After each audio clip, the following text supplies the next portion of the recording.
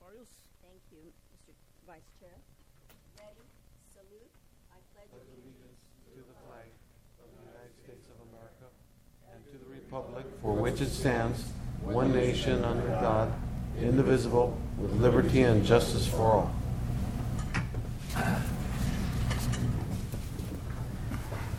Okay, thank you very much. Next item on the agenda is acknowledgement of certificate of posting. So moved. Second. Motion by Munzer, second by Barrios. All those in favor say aye. Aye. Against, motion carries. Thank you. Certificate of posting is signed by clerk. Sorry, I have some. Okay, regular agenda, County Administrator Office, Ray, community-based organizations allocations for 16-17. Thank you, Mr. Vice Chair. Today what I wanted to do is first outline to the board and to the public the agenda that we have outlined for us. Today is a special board meeting, and it is going to be addressing our fiscal year 16-17 budget. What we're going to be sharing with your board are policy. We're going to be looking at pension and allocation methodologies that we'll be looking at doing for our short-term as well as long-term stability for our county, which is very important. So today, what I wanted to highlight is just the items that we have on our agenda. I believe there's about 9 items. The first one will be our community-based organizations and the allocation of tax that we'll be allocating for this year. And there's been some work with Melinda as well as the ad hoc committee with this. The second item, we're going to have a presentation by Joe Paul Gonzalez. He's our auditor controller, and he'll be sharing with your board budgetary reserve fund policies as well as discussing teeter funds and where we stand with that. Again, there's going to be some other items that are going to be discussed with regards to our reserves and really how government should be using our reserves. So we're going to kind of a 101 on reserve. Number 3, it'll probably be around item or PowerPoint page, I think, 32 or item 32. So we're going to have a PowerPoint by Joe Paul Gonzalez about the 30 or 30-second item on that PowerPoint slide. We'll stop, and then we'll request the chair, vice chair, to move forward to the third item. And the third item we're going to discuss is PARS. And this has a correlation to our rainy day fund policy that we want to discuss with your board. We've been discussing, strategies on what we need to do for emergency purposes. So the ad hoc committee, financial ad hoc committee, has been working with Joe Paul Gonzalez and myself with this. So we wanted to share that with the board and look at adopting a resolution for this particular item. Then number 4, we're going to talk about capitalization policy. Our actuarial report will be presented, both of those by Joe Paul Gonzalez as well. The other item that the ad hoc committee has been working on is Bank of America. This particular item was brought up at our board retreat, as well as another board meeting. So we wanted to give the board an update with regards to this and kind of the status of that. The 7th item that we have is CalPERS. Last year, the board was made aware that it was about a 22% increase in health care for our employees, which was a tremendous hit to the employees. We did some things to offset those costs to the employees. But this year, we're still not sure what those rates will be, what those percentages. Today, they're actually meeting right now. So I'll hear some feedback, and I'll present that to the board. If we still don't get the feedback in time, Mr. Chair, if you don't mind, I'd ask to defer this particular item to the very end. We might get some input later if we don't hear word, and then at a high level, 8 and 9, we're just going to move it right now to the end. That's fine. That'll be fine. Which one is that, Mr. Number 7. And the last item, our last 2 items, are just reviewing our budget for fiscal year 16-17 at a high level, and those will be presented to us by Melinda Casillas, our management analyst. So with that being said, I'd like to invite Melinda Casillas up. She's going to be introducing item number 1, our CBO allocation for the fiscal year 16-17. Melinda? Good morning. As part of our annual budget process, we allocate roughly 6% of sales tax money to community-based organizations.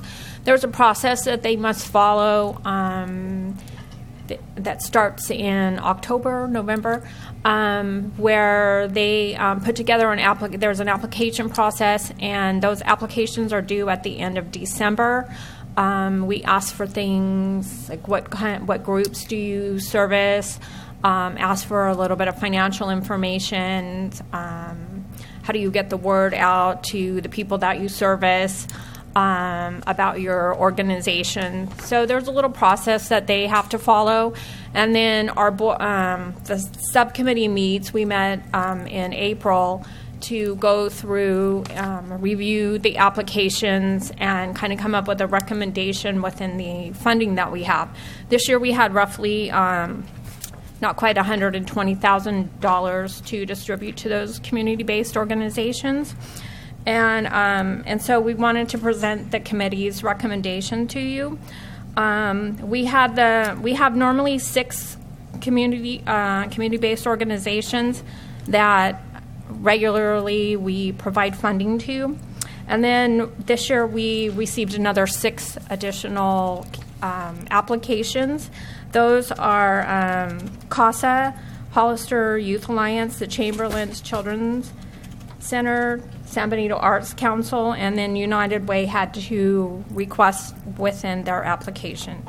So in this column right here, you can see the recommendation that the committee is recommending to you for this fiscal year: $40,000 to Jovenes de Antonio, $4,000 to Senior Legal Services, the AAA, $30,000, $6,000 to Advocacy, Community Food Bank, $12,500, Emmaus House, $18,500, CASA, $1,000, Hollister Youth Alliance, $4,000, Chamberlain's Children's Center, $1,000, San Benito Arts Council, $1,000, and United Way for the Stuff the Bus campaign, $1,000. They've all been invited to speak to you in this presentation if they wish to do so.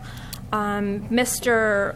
Clay Kemp with the AAA, operated by Seniors Council, he was unable to be here today, and so he wanted to express his gratitude for your continued support for his organization. So if there's anybody from, I know Pauline is here, that wishes to speak. Oh, you have some speaker cards? Okay. Okay, Pauline? Actually, hold on, I believe Melinda. Pauline wanted to speak. Melinda, I'm sorry. hold on a minute. Let the chair call the names. Okay, I'm sorry. That's okay.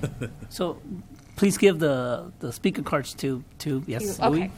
Okay, Louis, who's the first one? Mr. Vice Chair Paulina Valdivia. Thank you. Good morning, members of the board. Thank you for having us here today. I also just want to very briefly just thank you on behalf of the board of my board of directors, the seniors that we serve in the county, and myself personally. I know that most of you are aware that we've been here providing these services for over 40 years, and we want to continue. So unless you have any questions, I just wanted to make sure that I wanted to thank you personally for your support, your continued support. I don't know of any questions. If not, Hold on, Pauline. Supervisor Botello. okay. Yeah, Pauline, I just want to thank you for your work at the community center here, because there's quite a few people that use those services and the lunches and the transportation, everything that you do. People don't really realize how important it is to those individuals that receive it, and especially in San Juan there, that event on Thursday afternoons are very well received. You're welcome, and that's why we really appreciate the support that you give us, to provide these services. And being one of the largest, or I don't know if we're the largest nonprofit organization in the county, I'm not going to say it hasn't been easy. It's always a struggle when it comes to funding and be able to balance the services that we provide. But thank you very much.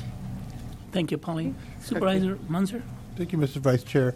I guess I have several questions. First of all, I don't know if Melinda or Pauline? Ray. Oh, you want Pauline back there? No, I don't. Okay. I don't need Pauline. Okay. Are you looking for a decision today on this recommendation, or is this going to come back to us? This future is the date? recommendation that we're going to be putting into the fiscal year 16-17 budget. So if there are any changes that you would wish to make at this point, we'd be interested in knowing any changes that you wanted to do. However, if you wish to wait until budget hearings to do that, that's your prerogative to do that Okay. also. And then, did all of the nonprofits have they were all given the invitation to come and speak to us today? Correct. They were. They're not. Nobody. There's no one that was scheduled for a future meeting. Not necessarily. Either they were supposed to be here today, or they're gonna, go with whatever happens today. Correct. Well, hold on a minute. I kind of interpret that meaning two different things. Is it what you said?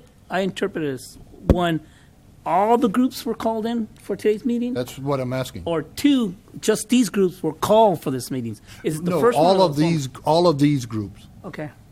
they were These called to give were- a presentation. Invited to give a presentation. Not to give a presentation. They were invited to be here should you have any questions of them. These were the only applications that we received. Okay. There wasn't anybody that was not in this group. Because I guess, was it last week's meeting, we had a couple presenters? Mr. Chair. Correct. And I thought you said that there were some that were not able to make it, and there was others scheduled for a future meeting. Is today that future meeting? No. Yeah. So there's actually two pieces Yeah. to this. One is the presentations that you heard last week and the presentations that you will hear next week are for those that received funding during this fiscal year. As part of 15, their 16. application process, they have to report to the board Okay, all right. how they have spent the money that you've given them for this fiscal year. So- This is a recommendation for 16-17. Okay, then I guess, so if we make a recommendation today, we're going to make that recommendation without hearing how the groups have utilized the money we've given to them this year.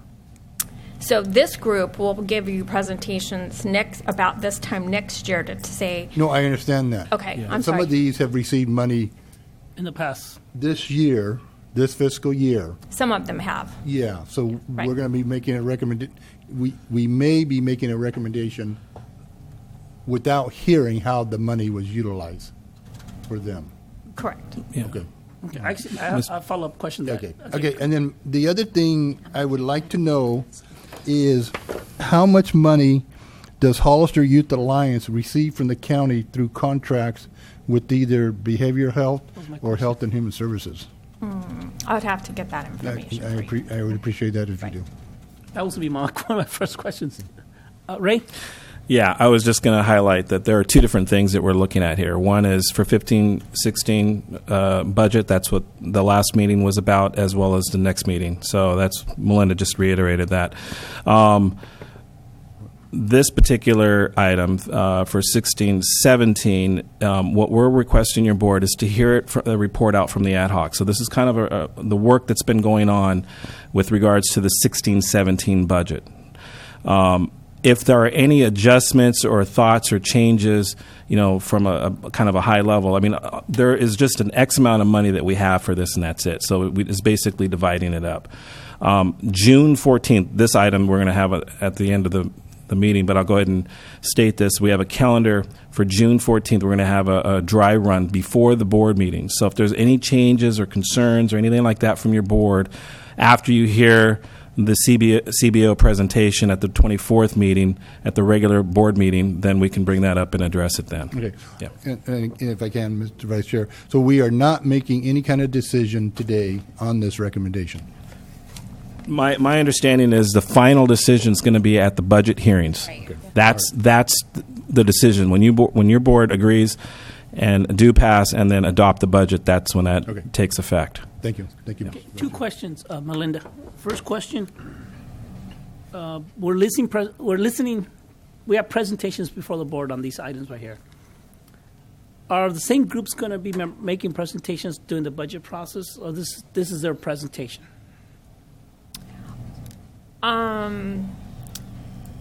We have in the past normally during the budget presentation had all the all of these organizations presented their presentations to you.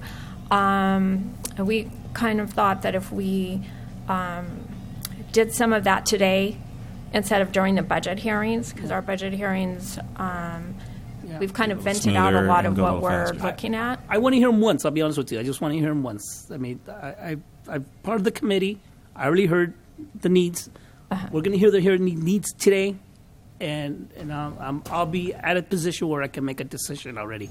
I don't need to hear it again. I guess that's, I mean, as bluntly as you want me to say, that's right there.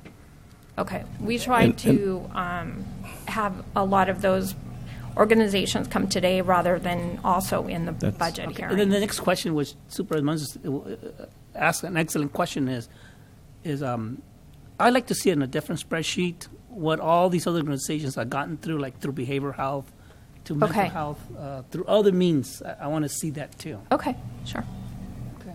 All right. Thank you. So moving on. I'm sorry, Supervisor. Yeah. The way I interpret this procedure is that if the ad hoc is making a recommendation to the board to go forward with the final budget. Yeah, but if the rest of the board or collectively we feel that maybe something should be reevaluated, now's the time to say something. Absolutely. That is correct. That's right. Absolutely. Yeah. Correct. Very good. Thank you. Okay. All right. Thank you, Pauline. I guess I thought somebody had a question of you, but no, not anymore. No, that's okay. That's all right. Thank you. Next speaker card that's within this group. Wayne Norton.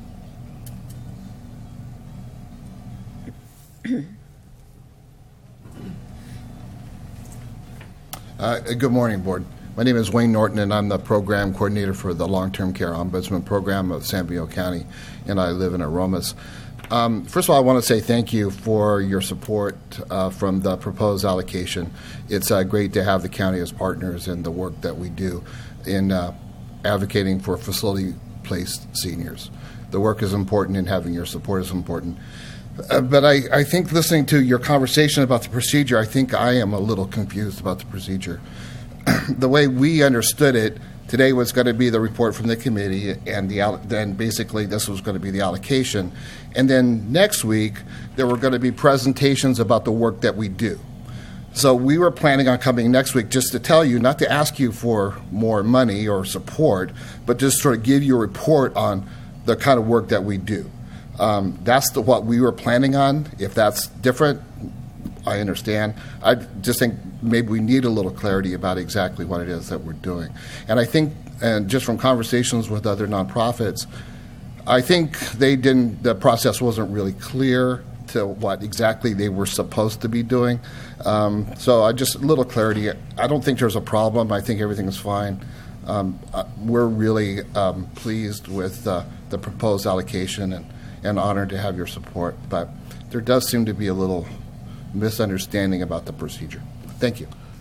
Mr. Vice Chair, if I may. Yeah, go ahead, Ray. So, for clarity, again, one more time, this is for 16-17 fiscal year. They're two separate things. So, we have been requesting CBOs to attend. I think the last couple of board meetings, they've kind of dragged on a little bit. Some have actually not been able to present because of the meetings lasted a little longer. So they need to present to your board how they performed in 15-16 if they received allocation for that year. Again, this is a brand new procedure for us. Last year was the first year we went through this.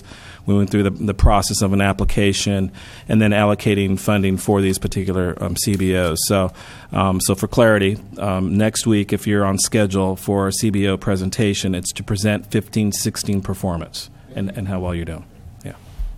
Well said. Great. Thank you. Next speaker card that's on this list. Vicky Fortino.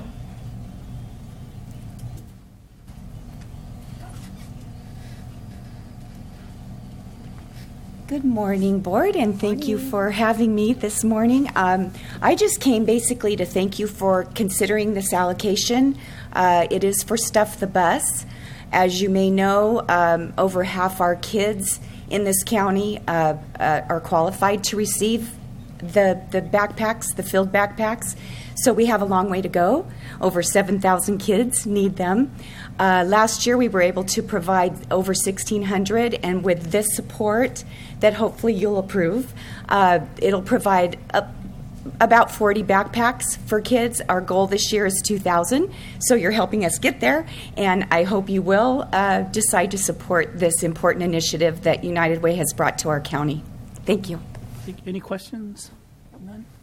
Thank you. Thank you. Next speaker card. Denise Coffin Wright.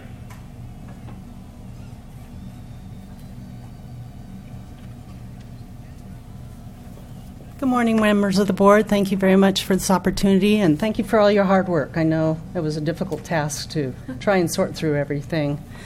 We, again, just came to thank you for your support.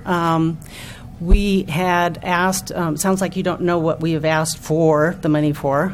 So we are asking for money to work with our local arts council for art therapy for the children. So there was a various amount of programs through the Arts Council, and we chose some live performances, some claymation classes, and then a mural that they will make together as a family.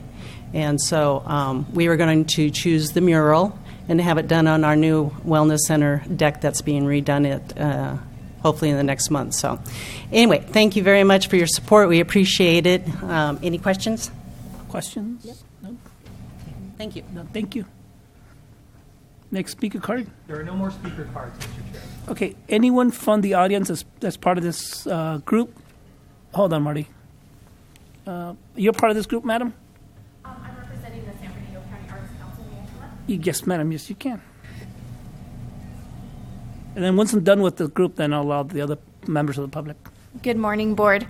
My name is Amanda Chiato, and I'm from the San Bernardino County Arts Council. My executive director is out an evaluation panel for the California Arts Council. So I just wanted to thank the Board this morning.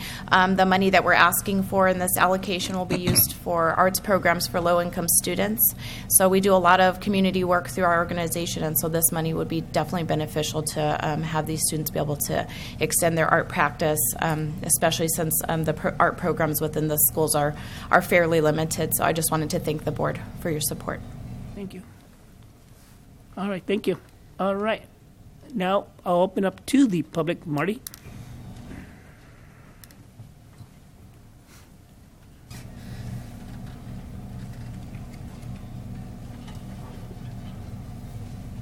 Thank you, Marty Richmond from Hollister. Well, this is the first time around in a new way of doing it. So obviously there are some tweaks we got to do. One of them, I think, next year is obvious from the discussion this morning, is to make sure we get all the presentations for the current fiscal year before you go into the next budget. Okay, I think that's obvious. So we got to, and the fact people are very busy and our meetings run very long. So we'll have to do it well in advance because people are going to mix occasionally because they got other things going on as meetings all the time. So I think next year it'll work better. I'm also very gratified to see that when I read the documentation that you also had put in the Hollister City of Hollister contributions, and I know you're working on the other stuff. And there's more need than there is money. There's no question about that. I think people realize that. I came across a saying the other day that really caught my attention, and it was from the famous actress Betty Davis, who said, old age is not for sissies. Okay? So I want you to think about that when you think about supporting the areas where they take care of people who age. We have an aging population in the U.S. You know, we're getting older and older. And, you know, on the back end, it's one thing to be broke. It's one thing when you're young to be broke. But, you know, you struggle through it because you normally have your health and you have your future in front of you many, many decades. But if you're older and you have disabilities and you have problems and you have perhaps economic problems, and you don't have the energy to cook for yourself and so on and so forth. Programs like Meals on Wheels are a lifesaver for people in the county who can't take care of themselves. And it's your responsibility to take care of the county population, and if they weren't there, these problems would wind up in your lap one way or another, whether the state pays for them or whether we pay for them. So I think it's a good investment. I'm pretty tight with my bucks, but I think it's a worthwhile investment because they make a buck go a long way. That's the key. If you had to do it on a prevailing wage basis, you'd be serving 3 meals a day on Meals on Wheels, and we'd run out of dough. Okay, but doing it with volunteers and on a very frugal budget, they do very well. So I thank you for your time, and I think it's a worthy cause. And as a taxpayer, I'm happy to support it. Thank you. Thank you, Marty. Anyone else from the public? None? Okay, I'll close it. What's the will of the board? Mr. Vice Chair, I'm not sure who was on the ad hoc committee that worked on this. I assume it was yourself and I. Supervisor Barrio said. I think you both did a great job working with our staff to put this together. I don't have any issues or problems with any of the allocations. I'm happy to see that the United Way came back in and got on our budget, and we could support them as a board and as a county, and hopefully the board will do likewise what they did last year. I'm going to pledge that myself. And the support to the seniors, as the public speaker mentioned, is absolutely essential. There's a lot of leverage dollars there that we get from other sources by doing so. I would like to see a little bit more detail, maybe in the presentation from Hollister Youth Alliance. It's not that much money, but there's a lot of need for the youth too. And I had a constituent mention that they have a special needs baseball league in this in the city of Hollister, and I don't know if they're the avenue to support, organizations like that, but I'd like to see that, supported somehow, maybe in the future. But all in all, I'm very happy with this recommendation, and I could see myself supporting this when the budget comes through. Mr. Vice Chair? Madam Supervisor Barrios? Yeah, thank you so much. Yeah, Supervisor De La Cruz and I sat on the ad hoc committee to consider these applications. There was thought given to matching funds. Organizations that get it, we would give them more leverage, the leverage that they needed. We also considered city allocations and then the needs of the vulnerable, the seniors, the youth, the low-income families. And we looked at some of these agencies that actually cover all of the above. So there was a lot of consideration. It was difficult because there is a need for all of them and beyond. So, but I thought that we, especially for the first time, giving to the organizations that we haven't given before, we already know the history, but we're hoping that next year, if we get more funding, that we can increase the allocation because there is certainly a need. Right. As you can see, there were almost $184,000 worth of requests, and we were able to fund $120,000 of those.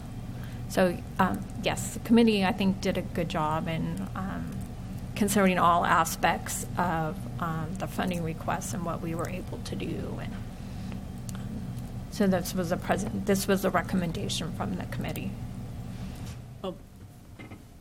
Supervisor Munzer? Yeah, thank you, Mr. Vice Chair. So again, the $119,000, that is based on the sales tax formula of previous years? Correct. Okay. So, that's good that it looks like our sales tax, which means our economy is on the rise, and that's a good thing. I want to thank the subcommittee because having served on the United Way board for many years, I know this is not an easy task to deviate funds up there's always a greater need than there is money to meet those needs. So I appreciate the work you did on it. As Supervisor Bertelos mentioned, I would like to see a little bit more information before we, vote on this. So my understanding is we're not voting on this today. This will come before us in the board budget session. And so, I think just to hear a little bit more information, then I'll be ready to make a vote on it. Okay. Thank you, Mr. Vice Chair. All right. So it's a recommendation, so we're okay with moving forward with the recommendation. Yes. I will, on the next special board meeting, I will bring back the information that you requested. Yeah. Okay. And then, tighten it up at that point. Okay. Yeah. Okay, good. All right. Thank you, Melinda. Okay. Moving on to number 2, budgetary reserves funds policy discussions, including but not limited to teeter funds report, adopt general fund reserve policy, adopt capital reserve policy, and adopt rainy day policy. Joe, is that you?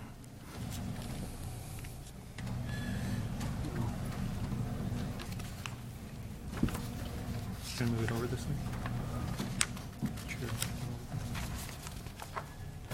Yeah, that'll be good. Thank you.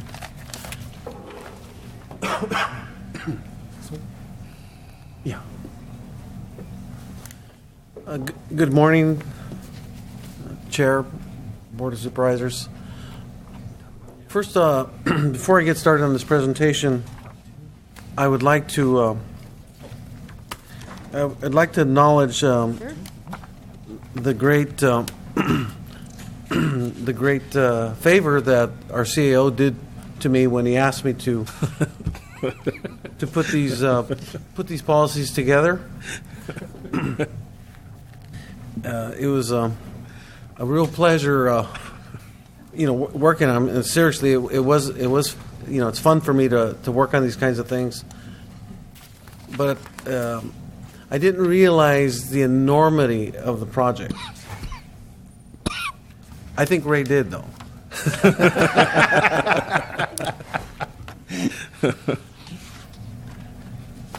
Okay.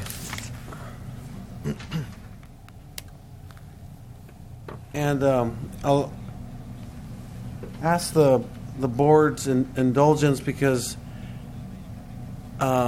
this is a rather... The small one to the right of that. Just 2 more over. There you go. That one right there. Yeah. Okay, thank you. It's a lengthy presentation because there are several items in this presentation. We talk about fund balance. We talk about general purpose reserves and other types of reserves. Then we talk about disaster recovery reserves later and depreciation. And then finally the rainy day fund, of which we have a couple of members in the audience who would like to speak to this item. So let's start off with a simple definition of what fund balance is.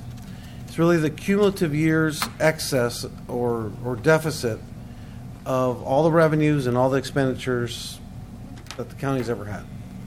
And so it's a kind of a running total of the county's, that's really the county's fund balance. Now, it used to be that the fund balance was classified as reserved and unreserved, and then they further delineated it with designated and undesignated for accounting purposes. But everybody had a different definition of that. And the GASB said, well, it's time that we come up with something a little bit more uniform. And in addition, the GASB said, well, not only do we want you to have uniform definitions for fund balance, but we also think that it's really, really important that as you look at fund balance, that you decide on what your reserve policy should be. And so from San Benito County, from a governmental accounting standpoint, our fund balance and reserve policy is to treat all fund balances unassigned. That's where it's at right now. Joe, Joe Paul, can you say that again? From the county standpoint of how we report it in the CAFR, because there's been no formal actions designating or committing funds for specific reserves in a way that obligates those reserves under the GASB 54 classifications. The county treats all of fund balance as unassigned. But It's not assigned to a specific, like a rainy day fund, a disaster recovery fund, a depreciation fund. It's not assigned like that. So, but when can the board tap into them? Can they tap into them any given Tuesday, even if there's no reserve policies in place? No. The only time the board can access those reserves is during the budget hearings. They could delete them. It could delete some reserves, and it can add reserves at that time, unless there's an emergency. And then during an emergency, of course, the board has access to all the reserves. As a matter to kind of plant the seed in the board's minds that we should be thinking about committing reserves, funds for disaster recovery, a capital fund, capital reserve fund. Looks like I already lost one here. Can't take it anymore. I seem to have that effect on the board. It's always great news, Joe. Actually, getting back to, I think it's important that the board start thinking about a disaster recovery fund, a capital reserve fund, which is really a fund that recognizes the fact that we are not funding depreciation, and rainy day fund reserves, as well as general purpose reserves. And I'll get into the definitions of this as I go further into the presentation. I talked about the GASB a little bit. GASB 54, there are 5 classifications of fund balance. They're non-spendable, restricted, committed, assigned, and unassigned. So right now, everything's unassigned. That's right. That's correct. And so when the board takes a formal action to adopt a policy, and it's part of the policy index that the county has, that's the action that says, okay, now we're segregating out the general purpose reserve that's unassigned, and we're committed it for a specific purpose, or assigning it to a specific purpose. So these designations also apply to the rest of the other funds. Right now, we're only talking about the general fund for this presentation's purposes only. So the non-spendable, of course, is, that's like an inventory or prepaid items. You can't, it's not in a spendable form of a fund balance, but we still have to account for it. Restricted, those are amounts that are restricted by the funder. It could be a federal grant or a state grant, of which the funds can only be used for a specific purpose, and only when it's allowed by the external party. Committed reserves are when this board takes a formal action, and it really takes 4/5 of the vote of this board to create the commitment. Assigned, the board makes the assignment, but it's not as restrictive as the commitments. The board can make these assignments by delegating it to the CAO to make these assignments. So there's some wiggle room there with the assigned category of fund balance. And all the rest of it is unassigned.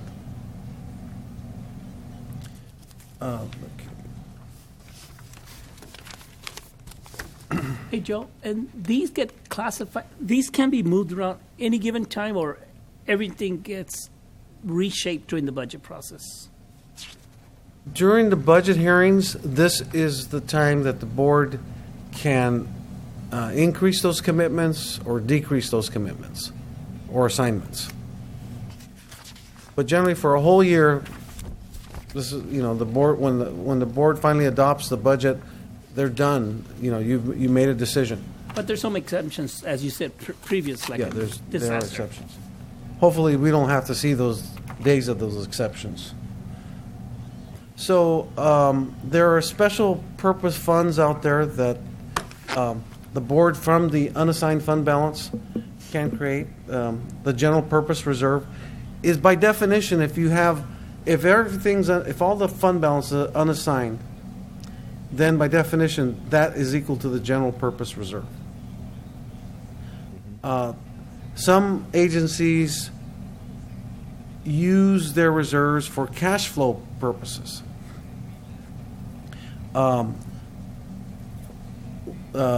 We cancel some of our reserves for contingencies.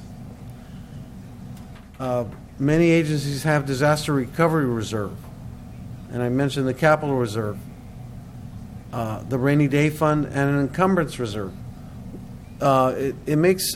Encumbrance reserve is kind of a new concept to this county, because this is really last 2 years have been the first time we've been using the purchase order system, which provides that that purchase orders encumbers the department's budgets and can also encumber our contracts, so that if we have, for example, a long-term contract, we can create a purchase order to encumber it throughout the years of the contract. And so that we know that we cannot spend those funds because they've been encumbered and have been encumbered in our reserves. I have a question, Mr. Vice Chair. Is there a way to track that through our new ERP system? Because that's so long-term. We could have a contract for 5 years. Would we be able to?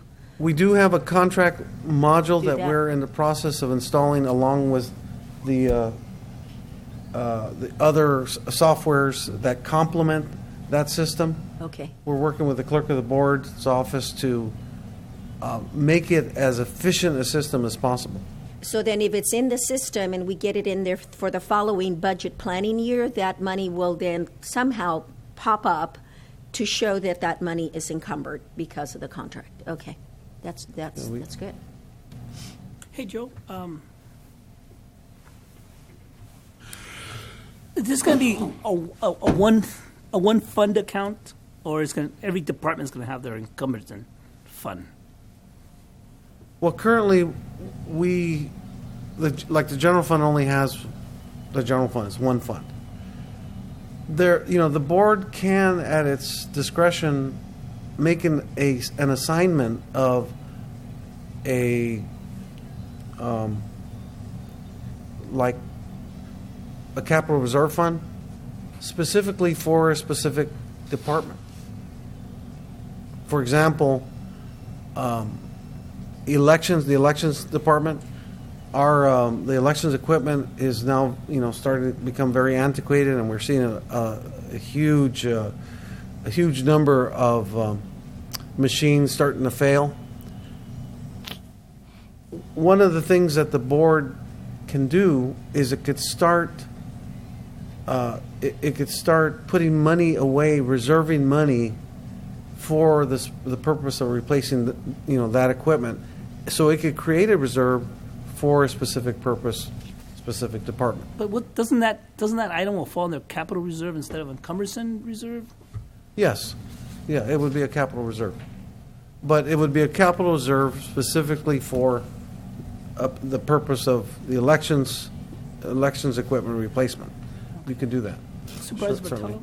Yeah, but, I would think it would be more efficient to allow the department head to establish that capital reserve and be responsible for replacing election machines on an annual basis, that, the budget for that budget unit would be approved by the board, and then it's up to the department head to make sure there's some sort of rotation with, those capital items. I think that,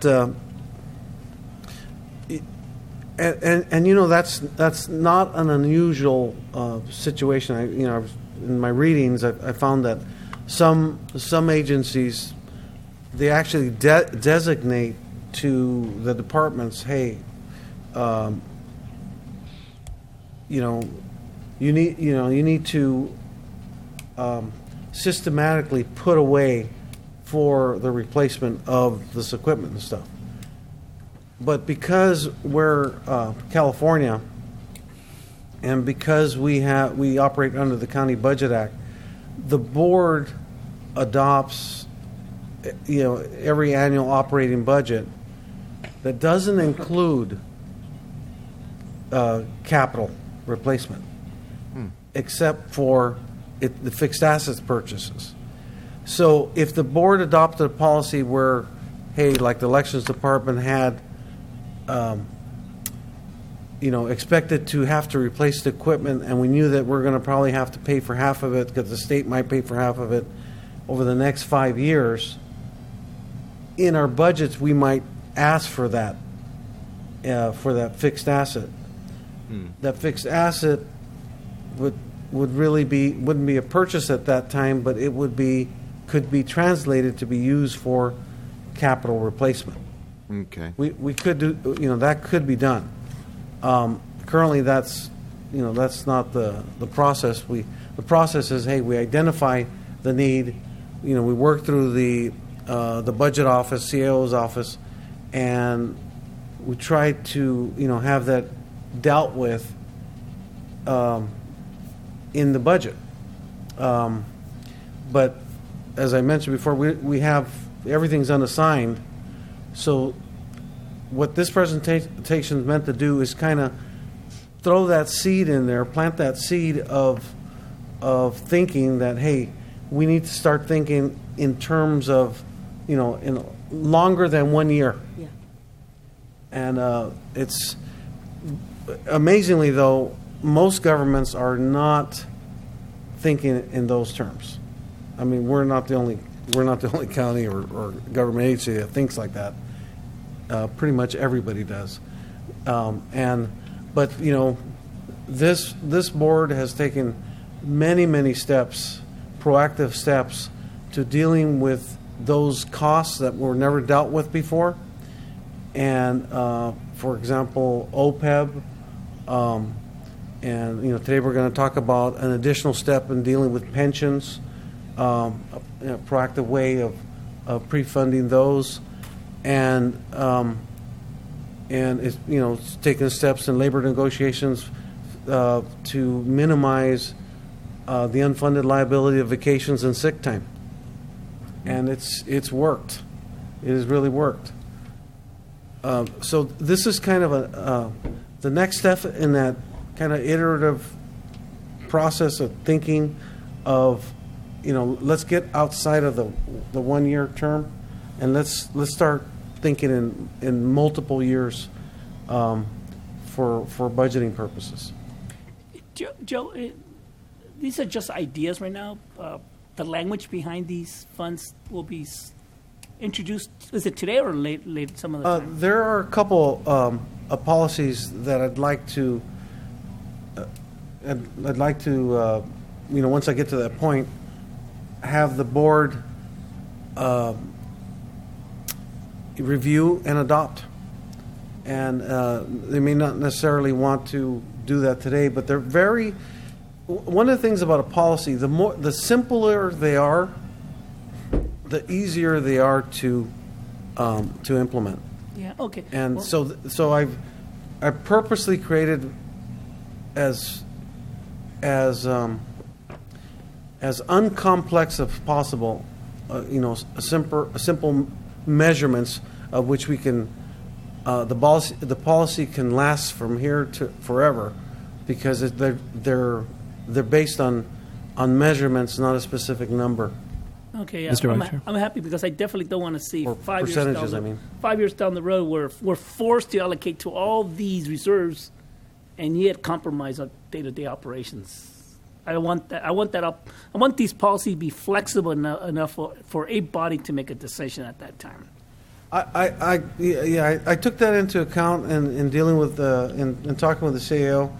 We went back and forth as to what would be the appropriate thing. We didn't want the board to be tied to so tied to a policy that it could not make good decisions or important decisions that you need to deal with.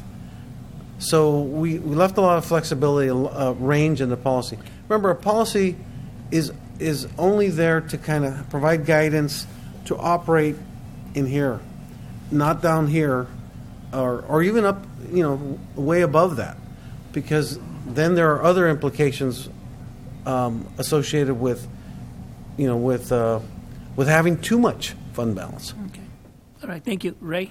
Yeah, real quick, I just wanted to reiterate, too, item number 8 in our agenda is going to discuss policy. We purposely put that at the end. So when you're hearing the presentation by Joe Paul right now and staff about policy, to think about that. We're going to go ahead and put the policies that we had last year up on the board, and then we'll come back at a later date, just to have the board kind of soak this in and understand kind of the direction. And again, too, I think to reiterate, too, what Joe Paul is saying, it's really to look at the stability of our county in the future, not just for this year, and really have plans when things aren't, so good from an economy perspective, from a possible disaster that we may be confronted with. Those things we need to, kind of start having a plan. And this is really the direction from your board. I think your board has requested that of staff, some time back. So, Joe Paul? Okay, so I've kind of, to kind of get a visual of what, where these specific reserves reside. You see the non-spendables, inventory, restricted grants, committed. This is where you see the risk management reserve, the rainy day fund reserve, capital reserve for depreciation funding.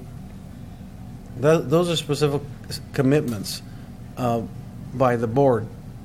Under assigned, you have the encumbered contracts reserve, disaster response reserve, cash flow reserve, and all the rest of it's general purpose reserve.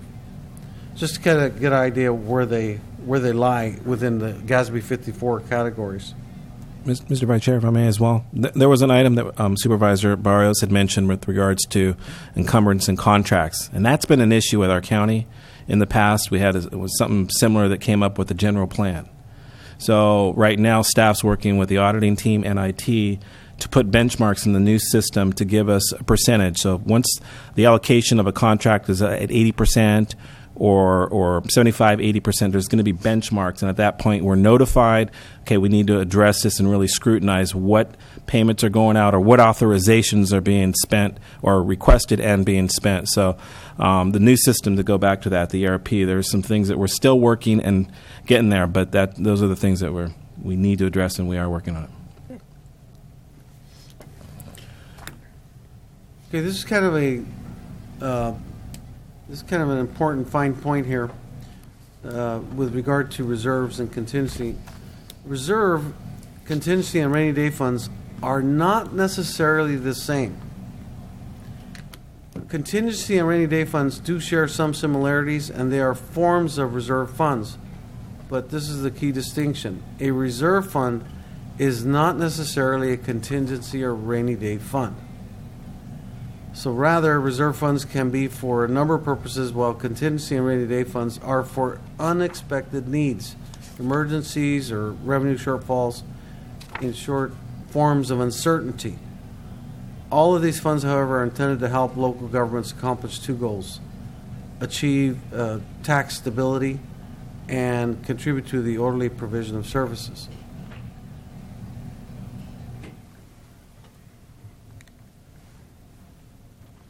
With regard to planning and reserves, as your board knows, that it's constantly being bombarded with problems, from an individual or from an interest group that wants solved on a short-term basis.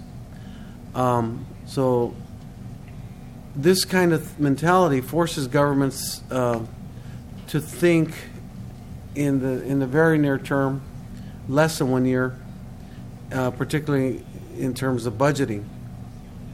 And this is universal. I mentioned it before. All governments are very similar in this way. So, one way of anticipating the future that the board has at its disposal is by budgeting, in the long term, or multi-year budgeting. But the County Budget Act doesn't require multi-year budgeting, so counties don't, for the most part, budget in terms of multiple years.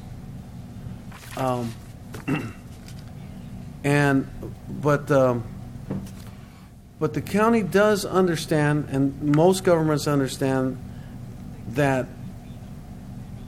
the implied planning that you really do is being able to have reserve funds to be able to meet future needs. And so that having a healthy reserve is an important part of being a stable government, of being able to deal with the future. Even if, we're not going through all of the elaborate planning that's needed for good multi-year budgeting.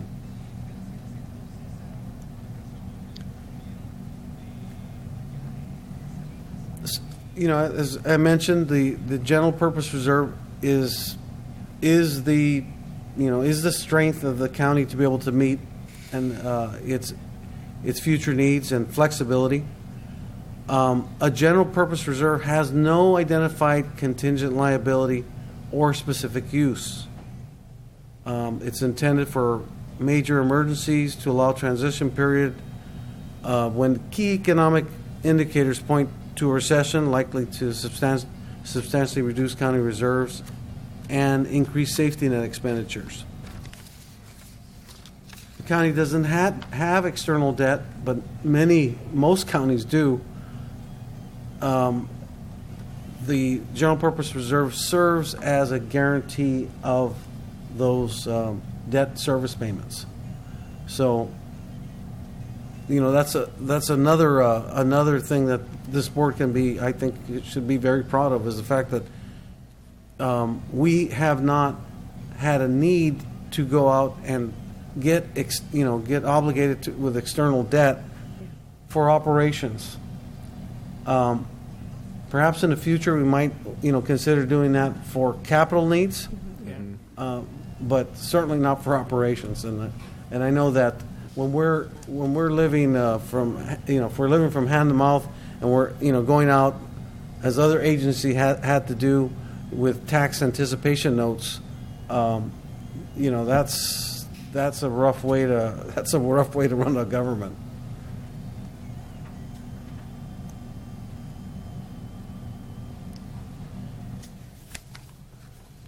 Okay, on this slide, it's just again, it's when you move something from the general purpose reserve to a specific reserve, like a rainy day fund, it requires 4/5 vote. Okay, so the GFOA has guidance out there with regard to reserve policies, and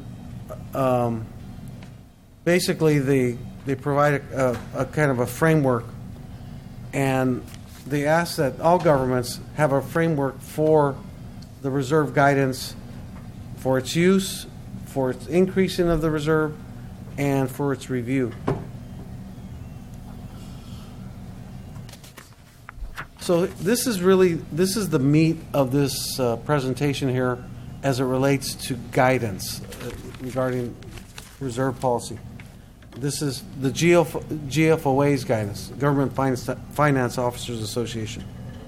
So it says, the GFOA recommends at a minimum that general purpose governments, regardless of size, maintain unrestricted budgetary fund balance in their general fund of no less than 2 months of regular general fund operating revenues or regular general fund operating expenditures.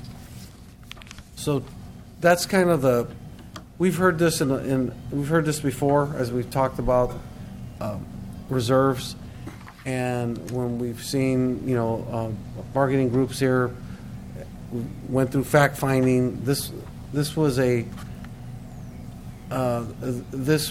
policy that a guidance that was talked about extensively. So this recommendation is from the GFOAs for all state and local governments throughout the country.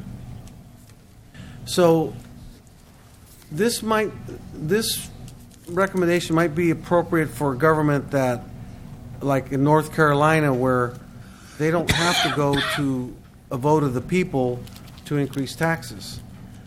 In California, prior to Prop 13, the county would get together its budget and said, well, we need to. Of course, the county was too conservative back then, but they'd get the budget together. The schools would get the budgets together, and all the special districts and the cities, and they all come up with, hey, here's the number that we need to operate next year, and an appropriate tax commensurate to those totals would be attached to all the affected properties.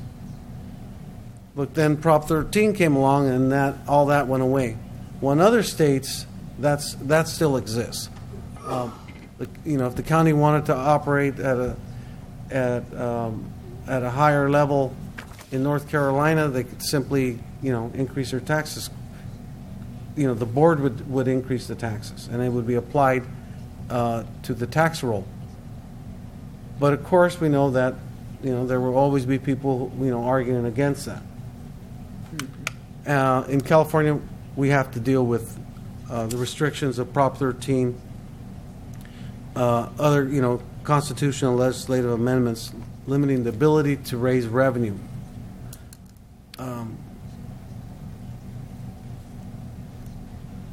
So appropriate level. The GFOA says you should have an appropriate level of unrestricted fund balance in the general fund. So for those governments that have a volatile revenue source, like if we were a tourist town and that was a major source of income, they would need to be developing their reserve guidance based upon that volatility. Well, tourism probably not a good example. Like Wyoming. Wyoming is struggling right now determining, what's an appropriate reserve policy, because they're highly dependent on oil. And so as the price of oil, goes up and down, so do their oil revenues. And so they have to be, they're struggling to have an appropriate level of reserves. So what's the appropriate reserve level for the County of San Benito? So what are the things we should be considering? Well, as long as I've been here, and I know previous to my tenure that expenditures for the most part have always exceeded revenues. That means that we've always had a greater need than we had income coming in. So annually we use fund balance. In 15-16, we canceled $1.3 million of fund balance as a source of funding. I know that, Yeah. Go ahead. If I may, Mr. Vice Chair. So and we're going to talk a little bit more about that later, but with regards to the fund balance the last few years. We've requested your board to cancel some fund balance to balance the budget. But, however, we haven't used those funds. There's a lot of reasons why. Vacancy, budgeting we implemented, but there's been turnover. So there's been multiple things. Revenues have come in a little higher as well throughout the year, so we've noticed that. So there's multiple things that actually occurred to us not actually using the fund balance the last few years. But is that a good thing or a bad thing? Really, there's a need for it. We do, and I think that's what Joe Paul's sharing with us right now. We just happen to be at a certain period of time where there are a lot of people leaving local government in local counties, and there's been a lot of people moving to other counties. There's been a lot of opportunities. So there's been a lot of people moving from our county to other counties. So there's just been that hole, so to speak, within the salaries and benefits section of our budget, which is the most of our budget, really. So, Joe Paul? Supervisor Patel. Yeah, I think you bring up a real good point as far as establishing the reserves and, talking about this depreciation. In my own business, I take into account depreciation, not only for tax purposes, but how long something lasts. And I know we haven't been doing that in government. And what I could, see is that we have some buildings that probably need to be replaced. Buildings, because they're old. Yeah. And that's depreciation.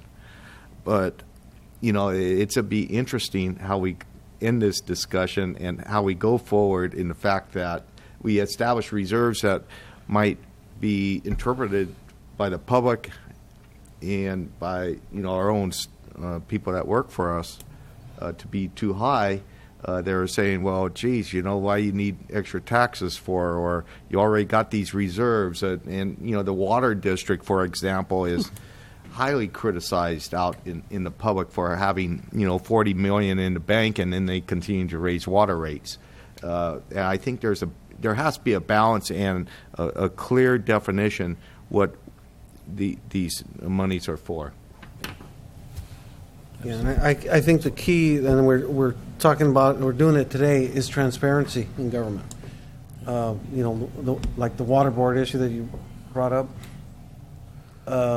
the fact that it has these obligations that it's going to have to meet at a certain point in time, and that's why they have these reserves.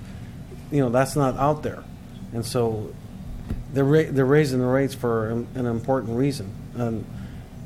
Well, where I think where you have the definition is within the value of your operation, the value of all the county assets and the value of day-to-day operations, and then that sets your reserves. Right. So you mentioned the depreciation. Historically, the county has not. Depreciation. Nobody thinks about it, right? And we're gonna talk a little bit about that during the teeter discussion. So there's a plan that we need to address that. We need to address There's these more buildings. slides on that. So yeah. When you mention depreciation, you're also taking into consideration the roads, right? Because that's one big asset. Right. That's correct. It was funnier coming from you. So Continue. we don't fund depreciation. We don't have, set aside a capital reserve. We haven't set aside a rainy day fund. We haven't set aside anything specifically for disaster recovery purposes. Mr. Vice Chair, Joe Paul, and I keep referring back to the ERP system because I know there was a reason why we went that direction, because we needed to be able to do long-term, budgeting. We needed to be able to track our capital, Right. Our assets. Are those assets now tracked by department where we don't have a county-wide list of every asset that we have from, buildings down to roads? Well, we have been working since the implementation of the ERP system. We have been working on getting a comprehensive list of all capital assets, and all controlled assets as well. We've asked our departments to give us a list of those controlled assets so they can manage and they can manage those resources.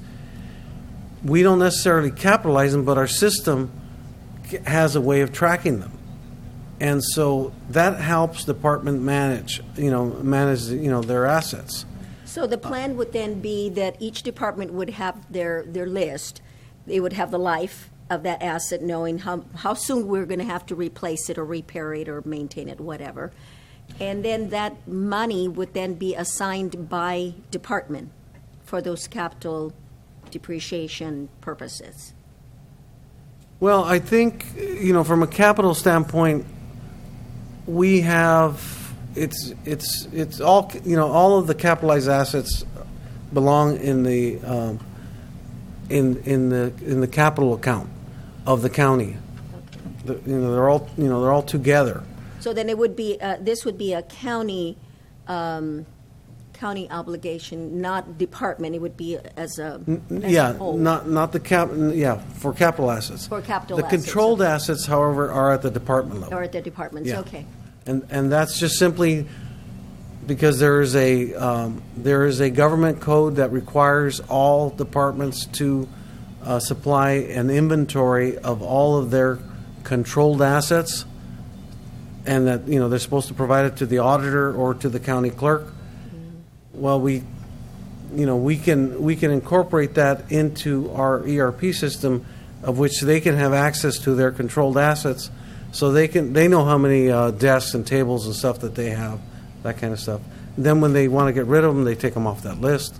But it's just a means of helping them manage. Okay, so this is a kind of an interesting graph. It's the use of reserves over the last 9 or 10 years. In 2004 or 5. We had a fund balance of about $20 million, and our operating expenditures were about 30.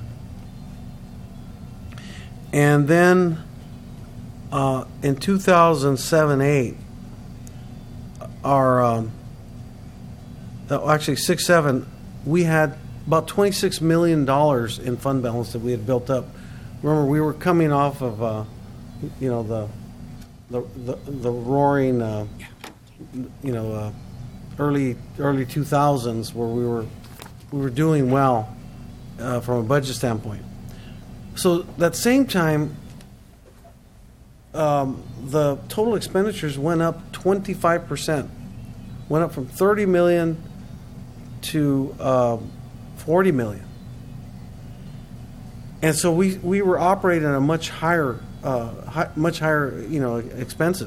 expenditure level. But then what happened? The bottom fell off, and it was we entered the Great Recession. The county was a little bit slow in reacting to the Great Recession, but you could see that before I go there, that our fund balance had dropped from 26 million down to about 13 million. So we dropped 50% of our fund balance, all unassigned.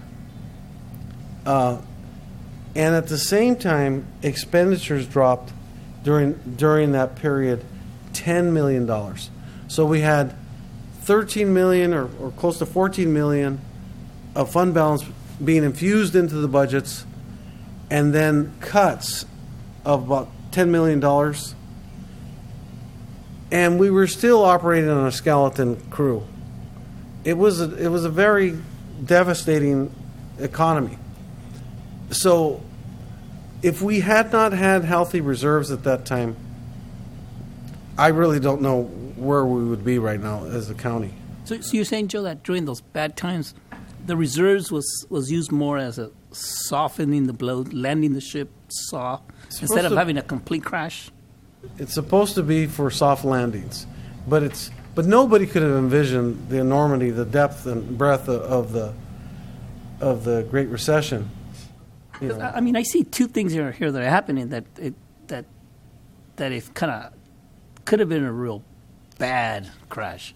You have a dropping of revenues, and you have a dropping of reserves, and you still have a drop of expenditure in the budget, which means it was without the reserves, it would have compounded bad.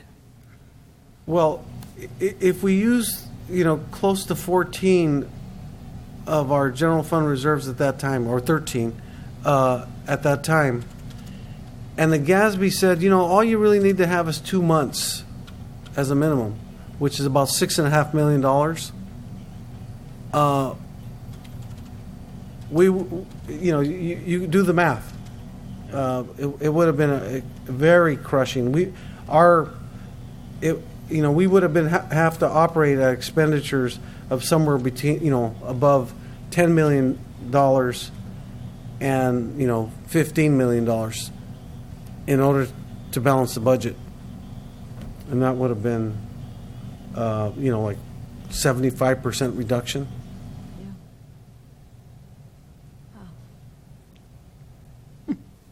The this is a kind of shows how with each change in each year of fund balance, as you accumulate those changes and as you accumulate those changes in expenditures, you could see how fund balance, you see where it's close to the 14 million, where cumulatively it dropped down to that.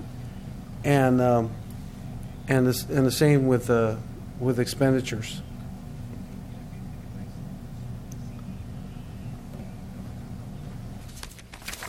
So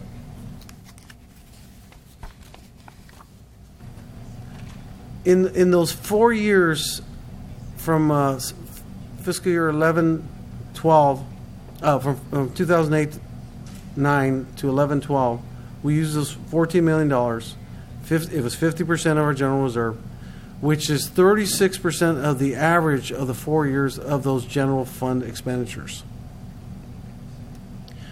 So, and so at that time, the FTE count in 2008-9 was there. We had 240 general fund full-time equivalent employees. By 12-13, we only had 142. Present day, fiscal year 15-16, we're now built up to 263. So now we're better from an FTE count than we were back when we thought everything was the highest that we, as far as FTE counts. So we're doing better from as far as being able to provide more services to the public.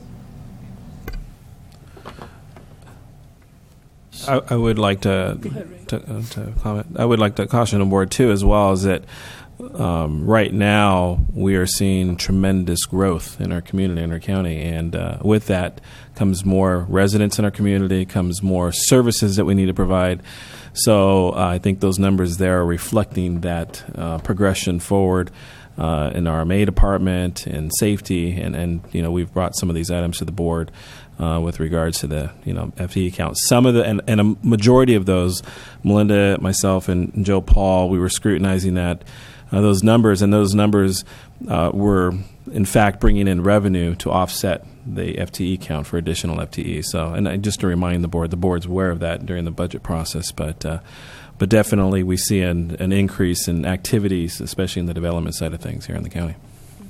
And Mr. Vice Chair, if I might say, a lot of the increase, I believe, was related to grant. It's grant related, because I do know that we received additional funding. That's true. And so that brought in, I remember one just from Health and Human Services that I believe we were able to hire 19 people indefinitely, as long as the grant money was coming in. So we can't lose sight of that it isn't just, general fund. It is. Yeah. Yeah. Supervisor Botello? Yeah, I want to add to that. I still think that our general fund departments that is still quite a bit understaffed, relatively speaking, Exactly. with a lot of other counties per 1,000 people, staff-wise, whether you're talking about the sheriff's office or the library or the auditor's office. We're getting back where we were before, but that was nothing to brag about. So. That's true. Joe, I just got to say that I don't even know if it's in here or not, but to share my thoughts with my fellow supervisors, that everyone took a hit. Everyone suffered in some way or another, emotional, financially. We're just barely recuperating. I mean, we talk about those huge use of reserves, but at the same time, there was a big part of the layoffs that were occurring, and a lot of employees were leaving us, and hopefully, the good times, will be coming back, back to San Bernardino County. But it's the indication, what you're saying now is that was happening. That was real well, and that was happening out there. As I was, preparing for this presentation, I kept reminding myself that I needed to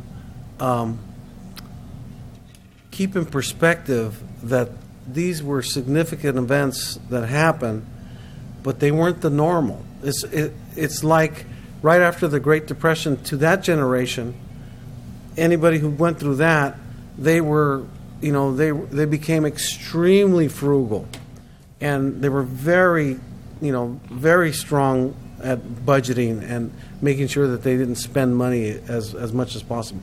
But that also meant that services were pretty sparse.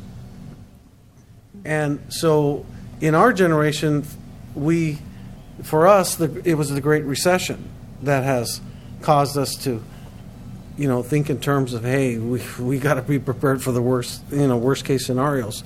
But I think that has to be tempered with the understanding that what happened during the Great Recession, those things that triggered that, we believe that there's, those safeguards in place to some extent that won't, that won't trigger another recession to that degree, because recessions don't normally cause that kind of that kind of damage to budgets. In speaking to our county assessor, and to try to get a feel for what the future should look like, we're looking at the past. During the Great Recession, our assessed values dropped 17%. In every single recession prior to that, there had never been a drop in assessed valuation. There had only been a drop in the rate of growth of assessed value. So where it was 10% and we were living, that we were living on budgets that was based on 10% growth, that was so devastating to us that in, I believe, 1993, we had to go out and ask the taxpayers to bail us out with Measure T, because we had dropped the rate of growth. Not necessarily that our assessed values had dropped, because it was just that we weren't growing as fast.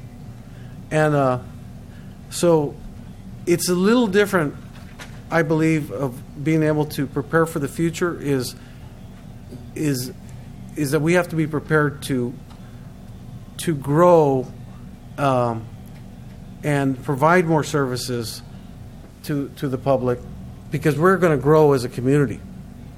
There are a lot of projects where we have people from urban centers who are going to expect urban services, and we don't provide them here in the county.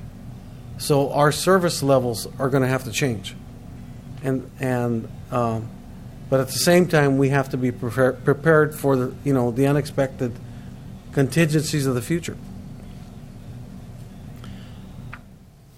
So we went through we went through furloughs, we went through layoffs, Then we had the massive layoffs of 12, 13.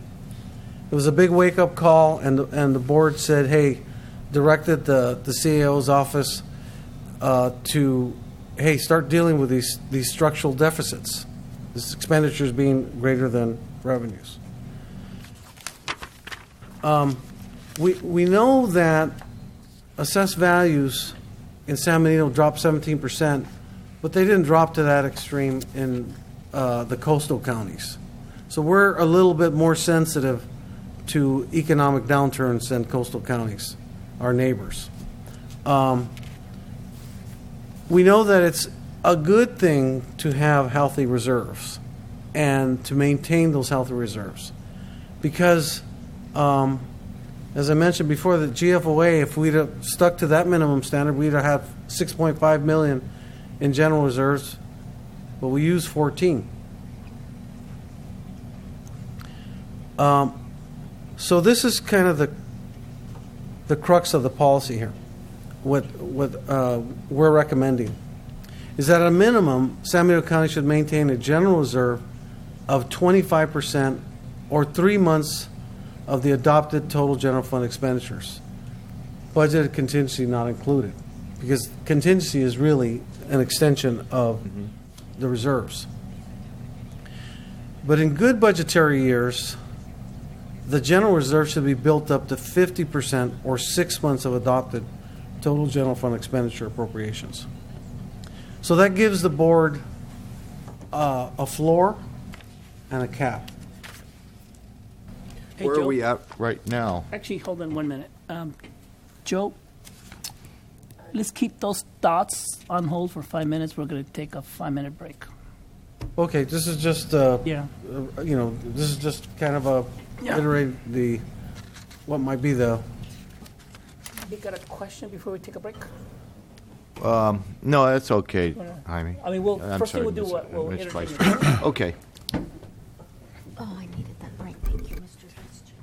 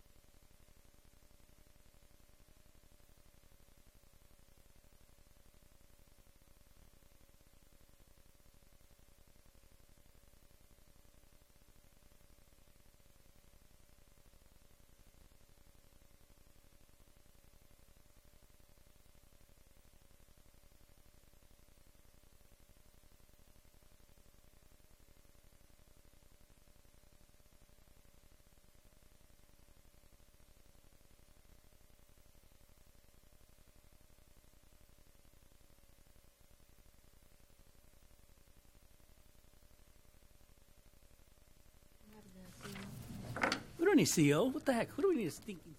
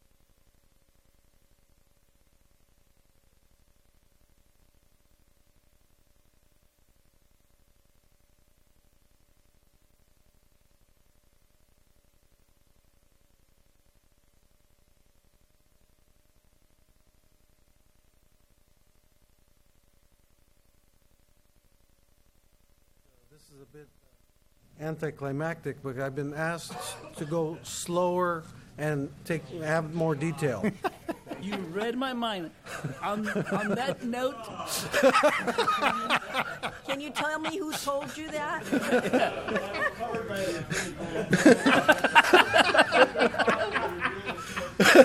So we know what action to take. that's right. Actually, Joe, hold on 1 minute, please. Before we took the break, I had Supervisor Bertella had a question. I forgot it on break. You could continue. No, actually, I'll wait till the end. You wait. I have a question. I wrote it down so I wouldn't forget it on break. Okay. Joe Paul, what was the percentage of the general fund reserve, how do you say it, towards expenditures of the amount of money that we had before the recession? Do you know? Well, we use 50% of our reserves. I understand that, but what was, you're asking us to set aside a 25% for a floor or 50% for a cap. Yeah. How did the amount of money we have, how did that fall within those percentages? Okay.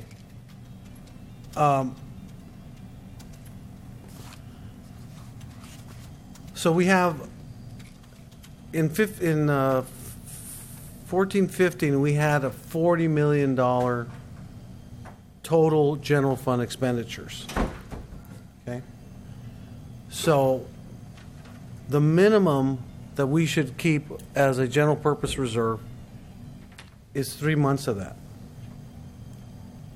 So, which is 25%, which is $10 million. So that's why this is a percent based on a percentage basis, not on a hard number. It changes with each fiscal year. So the percentage never changes, but the amount of the floor does. And really the ceiling does well. So, indulging in the indulgence of the board, I've been requested to ask that I move the presentation over to talk about the rainy day fund and really the establishment of the item. Which number is it? Three. Number item, 3. Oh yeah, number 3. Because the Mitch Barker, who is here from PARS, has to leave at a hard stop at 11 o'clock. So it's and it's kind of moves things around, but I can go back, to where I left off. So if I can move to slide number 40. Actually, hold on, Joe. Supervisor Batella, you don't want to ask your question? I'd rather get to the PARS part of it.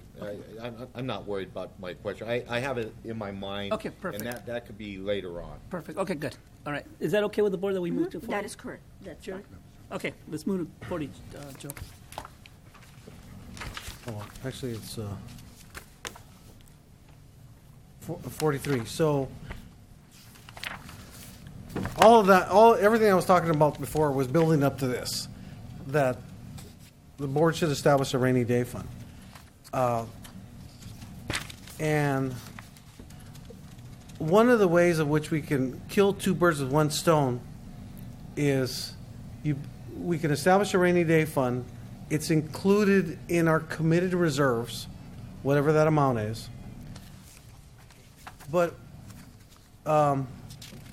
if we do that and we establish an irrevocable trust, a Section 125, Internal Revenue Code, Section 125 irrevocable trust, we can pre-fund pension in that kind of a trust.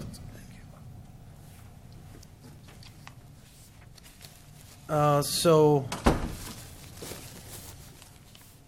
that 125 trust sounds familiar because we already have one with CalPERS. That one's for OPEB. We're talking about establishing this trust with PARS. They'll be able to handle all our pre-funding of pension commitments through this trust. In addition, if we chose in the future, we could literally move funds over from CalPERS into the PARS trust.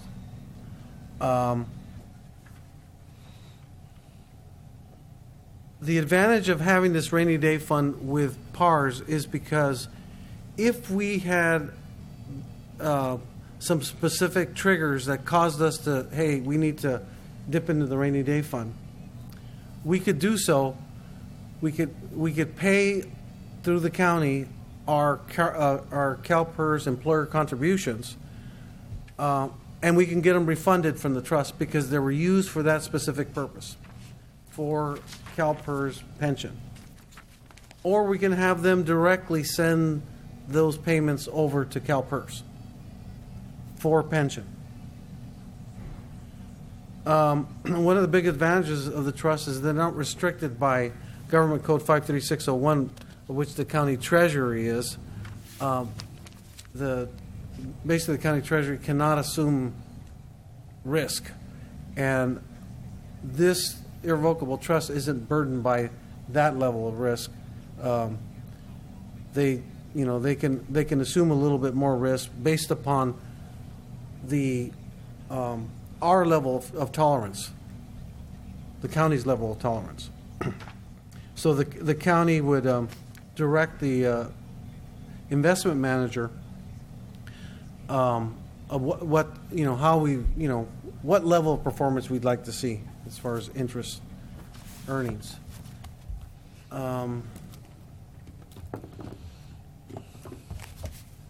So currently, if we have a $45 million net pension liability with CalPERS.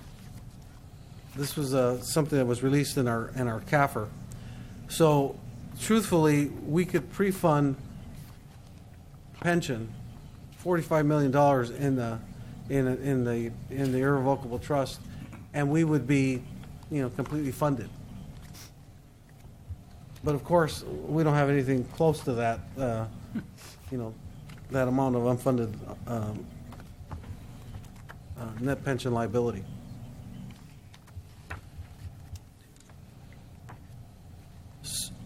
So what I'm recommending for a rainy day reserve is at a minimum that the rainy day reserve should equal about a year of the adopted CalPERS employer contributions at a minimum. during good budgetary years, we might build it up to 2 years.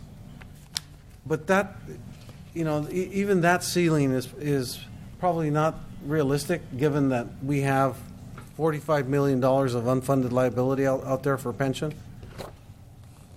But I think, to start off with, this provides a kind of a minimum framework that we should be working for. Annually, we're going to review our policies and see if they're still appropriate.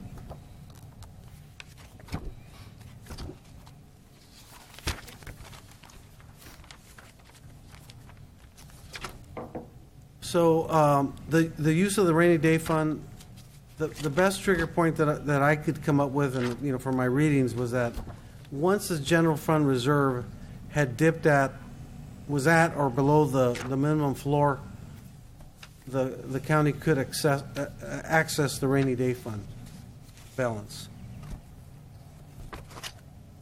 At any time, the board could, with one-time funding, increase the rainy day fund. At any regular scheduled board meeting, and that all that needs is a majority vote to increase the reserve. Or if things go well in future budget years, we can actually start putting away any excess revenues into the rainy day fund. So we had a transfer from the integrated waste fund of $4.8 million. We transferred that into our general fund reserve.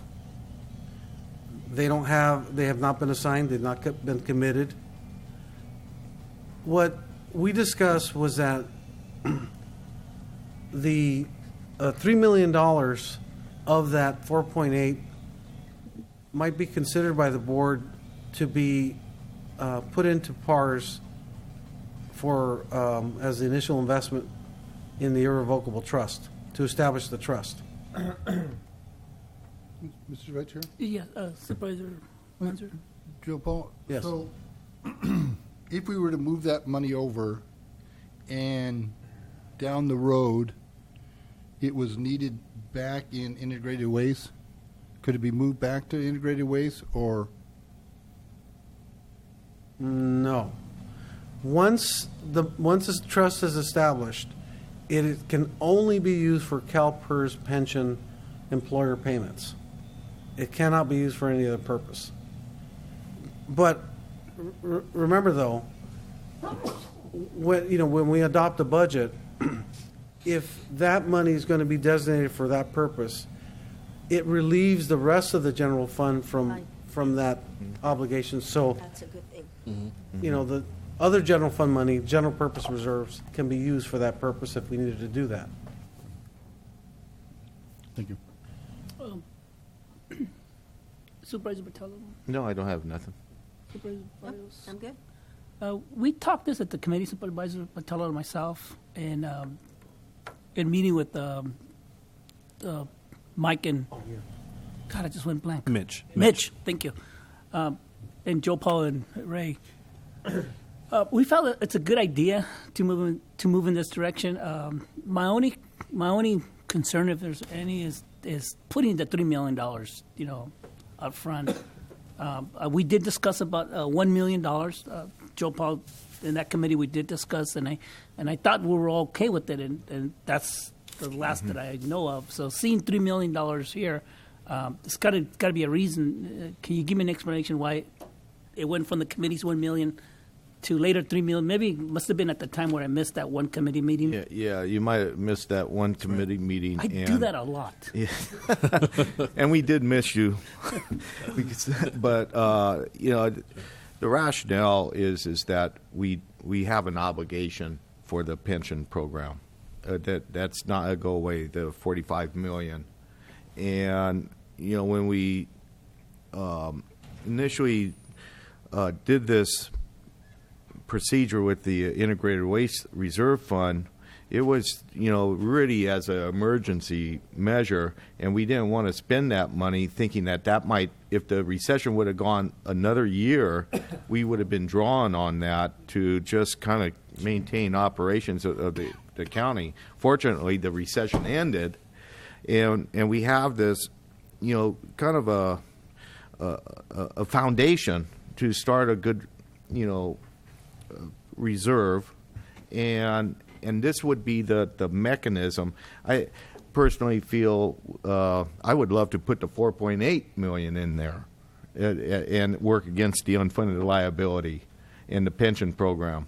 And so, but this is something that I think the board wanted, probably the committee wanted the full board to take into account and discuss what the appropriate level is, and then go from there. The other item is the fact that the recommended reserve policy is that we have 1 year of employer CalPERS contributions. How much is that dollar-wise? It's a little bit over $3 million. Oh, okay. But the $3 million is close to a year, and we thought, well, that's that meets that, or is close to that target. Is this going to be considered the 16-17 allocation? Well, actually, if the board adopts it now, we can't release it until the budget hearings, and it will be for 16-17. Yes, exactly. Yeah, because if it's for 16-17, I'm all for it. Let's go. But if it's for 15-16, and then you ask us to put another $3 million in 16-17, that's a tough call. No, I think this is for 16-17 because, as you know, the board can only access these reserves once a year during the budget hearings, and then it could make direct those payments like that. Supervisor Munzer?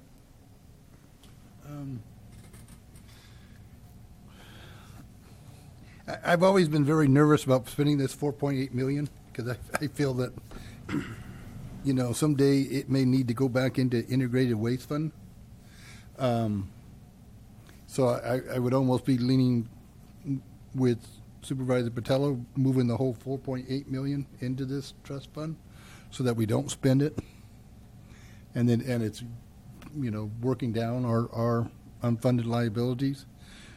But if staff has a purpose with the other 1.8 that makes sense, that'd be interesting to hear that also. So I'm good with the $3 million at minimum at this point. Yeah, I am as well, because that would satisfy the dollar amount that we are obligated to fund, correct? The $3 million that we're close to it. Well, So if the board adopts that as a policy, if which we I adopt it believe as a those policy. policies are in front of you today. Yeah, and then the other thing is that it serves two purposes. It frees up the general fund money that we would otherwise be using for it, and we can use that for other purposes. But we have, I wouldn't want to put the entire amount, as much as it would be nice to get it in there, because I know that we have a lot of other things that we need to address, like IT, and those are huge. So I'm okay. I was hoping I can get support for $1 million, but I don't think I'm going to do that. And I will support the $3 million as a compromise. So my position will be for $3 million. So you're asking for a motion, right, Joe Paul? Yeah, what I'd be asking for is a motion for the board to adopt the rainy day fund reserve policy that has been circulated. You have that. First, let me ask legal counsel some questions first. Matt, in the agenda, can we move in that direction? Yes, if you look at the agenda, The action to include adopting attached resolution and authorizing the CEO to approve agreement after negotiations with PAR to execute the final agreement as approved by both parties. Okay, perfect. So, Joe, then, yes, we can do a policy. We can approve a policy today in reference to the general, and then approve the allocation of $3 million. But And that the policy, that you direct the clerk of the board to assign a policy number to that policy. okay, good. And number 3, but before I can move on, I'd like to hear from the public. Anyone from the public? No one? Marty?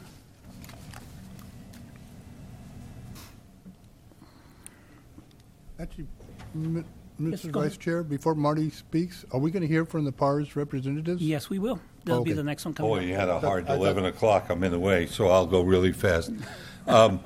I have no problem with the rainy day fund policy. I continue to believe that that $4.8 million belongs to the ratepayers who paid for it when they paid their bill. They were told that they're paying their trash bill. They were told they were paying for a closing fund.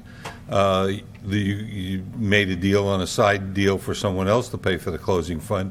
I don't believe that makes that general fund money. You want to put money in the rainy day fund, I'm fine with it. You want to put $3 million, I'm fine with it. I think that $4.8 million should not come from people who paid their trash bill, and nothing you're going to say is going to change my mind, because basically that became a backdoor tax. We gave you the money under one obligation. You sold it out under another. You took the money in the back door, and now you want to put it against a $45 million obligation you have somewhere else. There are reasons to have a rainy day fund. There are reasons to pay your bills. You never heard me complain about you paying your bills or having a reserve or having a rainy day fund. But that $4.8 million, I've looked into that until I'm blue in the face, and I'm convinced that that money belongs to the ratepayers. And it will always belong to the ratepayers because they gave it to you for a specific reason. It was part of the trash bills they paid to close that thing. And the fact that you sold that off to someone for the privilege of them driving their trash trucks in and ruining the roads and didn't put enough money aside to fix those roads, by the way, is another problem. So maybe at least if you had fixed the roads with it that the trash trucks are ruining, it's related to the waste management. But this is not related to waste management at all. This is essentially paying this obligation as a general fund obligation. Thank you for your time. Thank you, Marty, for your time. All right. Anyone else from the public? Done? Okay. Mitch or Mike like to? Mitch?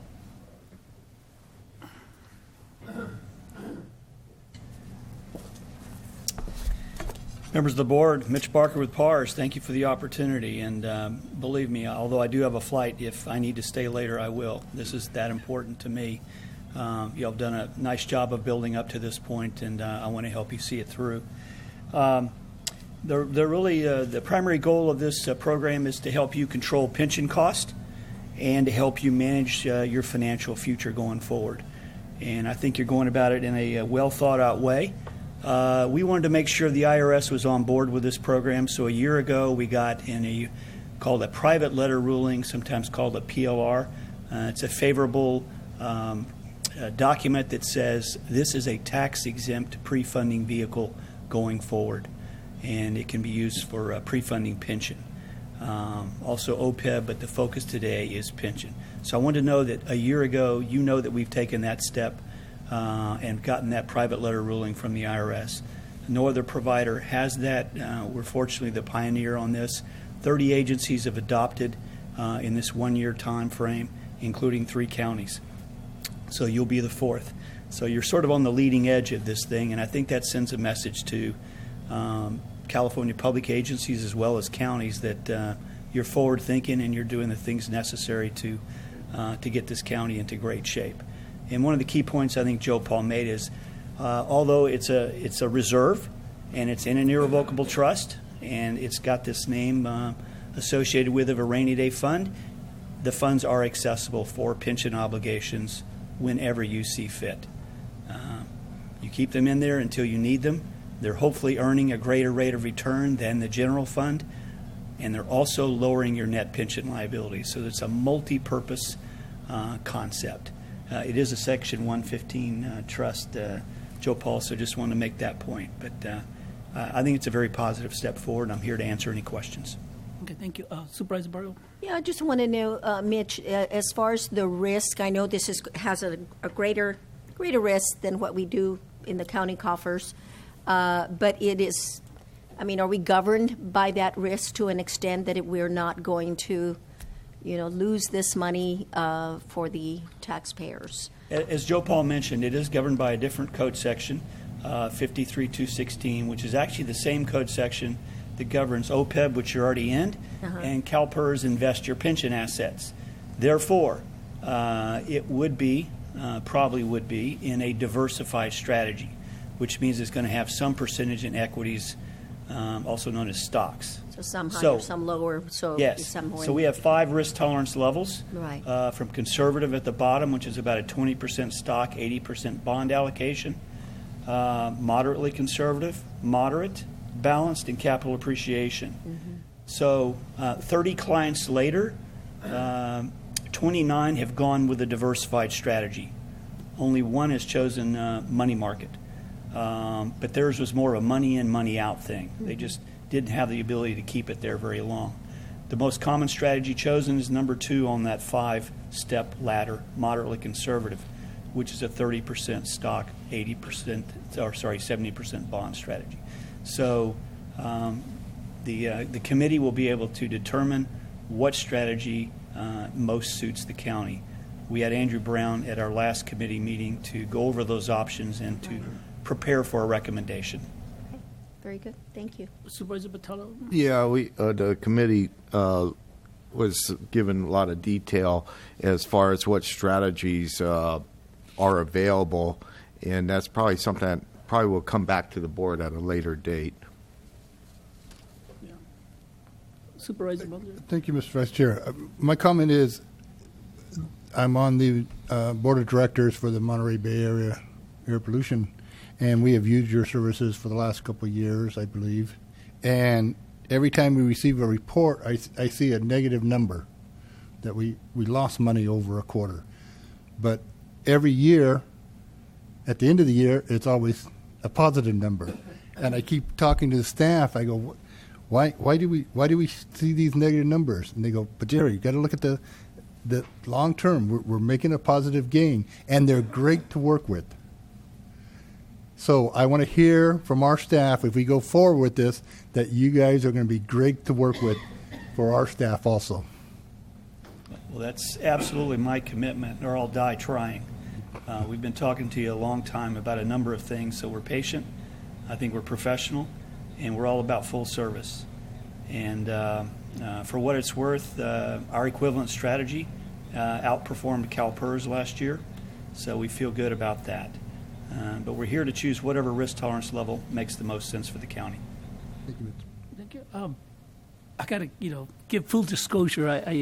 I have met Mitch and Mike, and prior conferences, CSAC conferences or other government agencies, and they've always been consistent and said, Jaime, this is what we're doing. Check out the numbers. They've always shown positive numbers, and they've always shown me this is the latest county, this is the latest agency has joined us. What can we do to get your guys' trust that we can work together? I said, got to talk to Ray. So I guess it's finally here today. So I'm okay. I'm on board. The committee will come back with the type of risk that it's adjustable and what the public can assume. It's just a matter of formalities now. Any other questions to my fellow supervisors before I ask Mitch to dismiss himself? None? No, I'm good. Okay, thank you. Thank you, Mitch. Okay. All right, so just to reinforce, if there's going to be a motion, the motion will include to create the rainy day fund and allocate, direct staff to negotiate to get an allocation of $3 million and with a resolution number of? I don't think we assigned one, but let's go with 2016 65. 65. What's the pleasure of the board? Well, I'll make that motion. What is it now? 2016-65 to establish the rainy day fund and go with the CalPERS in the amount of $3 million of the transferred. PARS. It was PARS. Yeah, I meant get rid of CalPERS, but no. No, go with PARS. Okay. Is there a second to that motion? I will second. Do you understand the motion, Louis? I do. Can you say it for the public and for us? To create a rainy day fund in the amount of $3 million PARS, clarification, $3 million will come from the general fund? It will come from the From our general purpose reserve funds. From general purpose reserve. That's right. You got it? With resolution 2016-65. All those in favor say aye. Excuse me. Oh. And let's make sure that in addition to adopting the resolution, the board is also authorizing the CAO to approve the agreement after negotiations with PARS and to execute the final agreement? Yeah. And that's correct. Yeah. That was part of the motion. Yeah. All those in favor say aye. Aye. Aye. Against, motion carries 4-0. Congratulations. Okay. See you later. All right. So back to 23.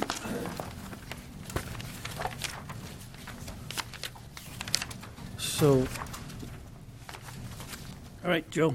24, actually. should I start from the beginning of the presentation? Yeah. Yeah. Let's see how many more supervisors will leave. Well, he's smart enough.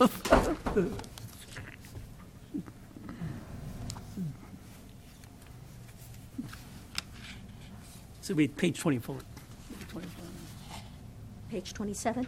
Is it 27? I believe so. Oh, you might be right. You're right.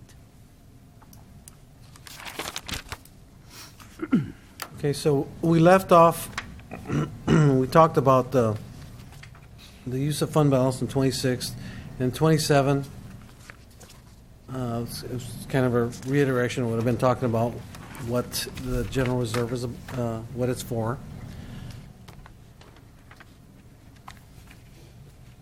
And, how we increase the general reserve, same way, with one-time monies, the board at any regular scheduled meeting can increase the reserves at any time. During the budget hearings, with any sort of net revenues that are positive, the general reserve can be increased at that time. Annually, and I think all as a matter of practice, all policies should be reviewed for their appropriateness, and to see if a modification is needed. Let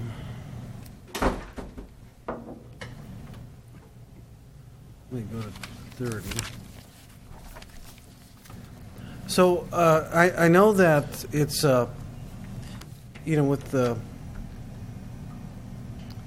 with the county, it was having a large fund balance that really saved our bacon, during the downturn, and so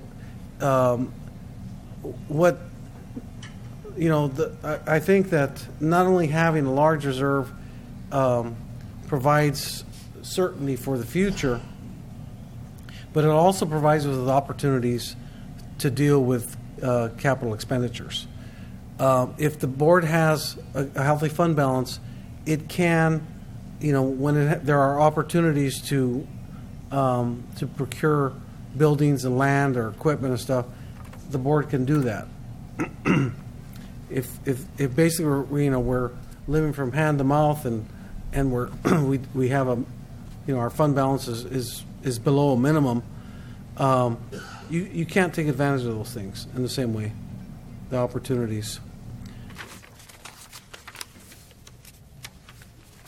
One of the advantages, not so big of an advantage right now, is that when you have a large fund balance, interest revenue is a source of funding. It adds to the general fund. When interest rates were 15%, this was a significant source of revenue for the county. Now, when rates are less than 1%, it's pretty hard to justify this as a revenue source. So what makes up an excessively large fund balance? And I know we've been accused of having a excessive fund balance in the past. But so, I believe that as part of our policy that an excessive fund balance would be one that exceeds the contingency and the reserve needs for multiple years in the future, and would exceed our cash flow needs.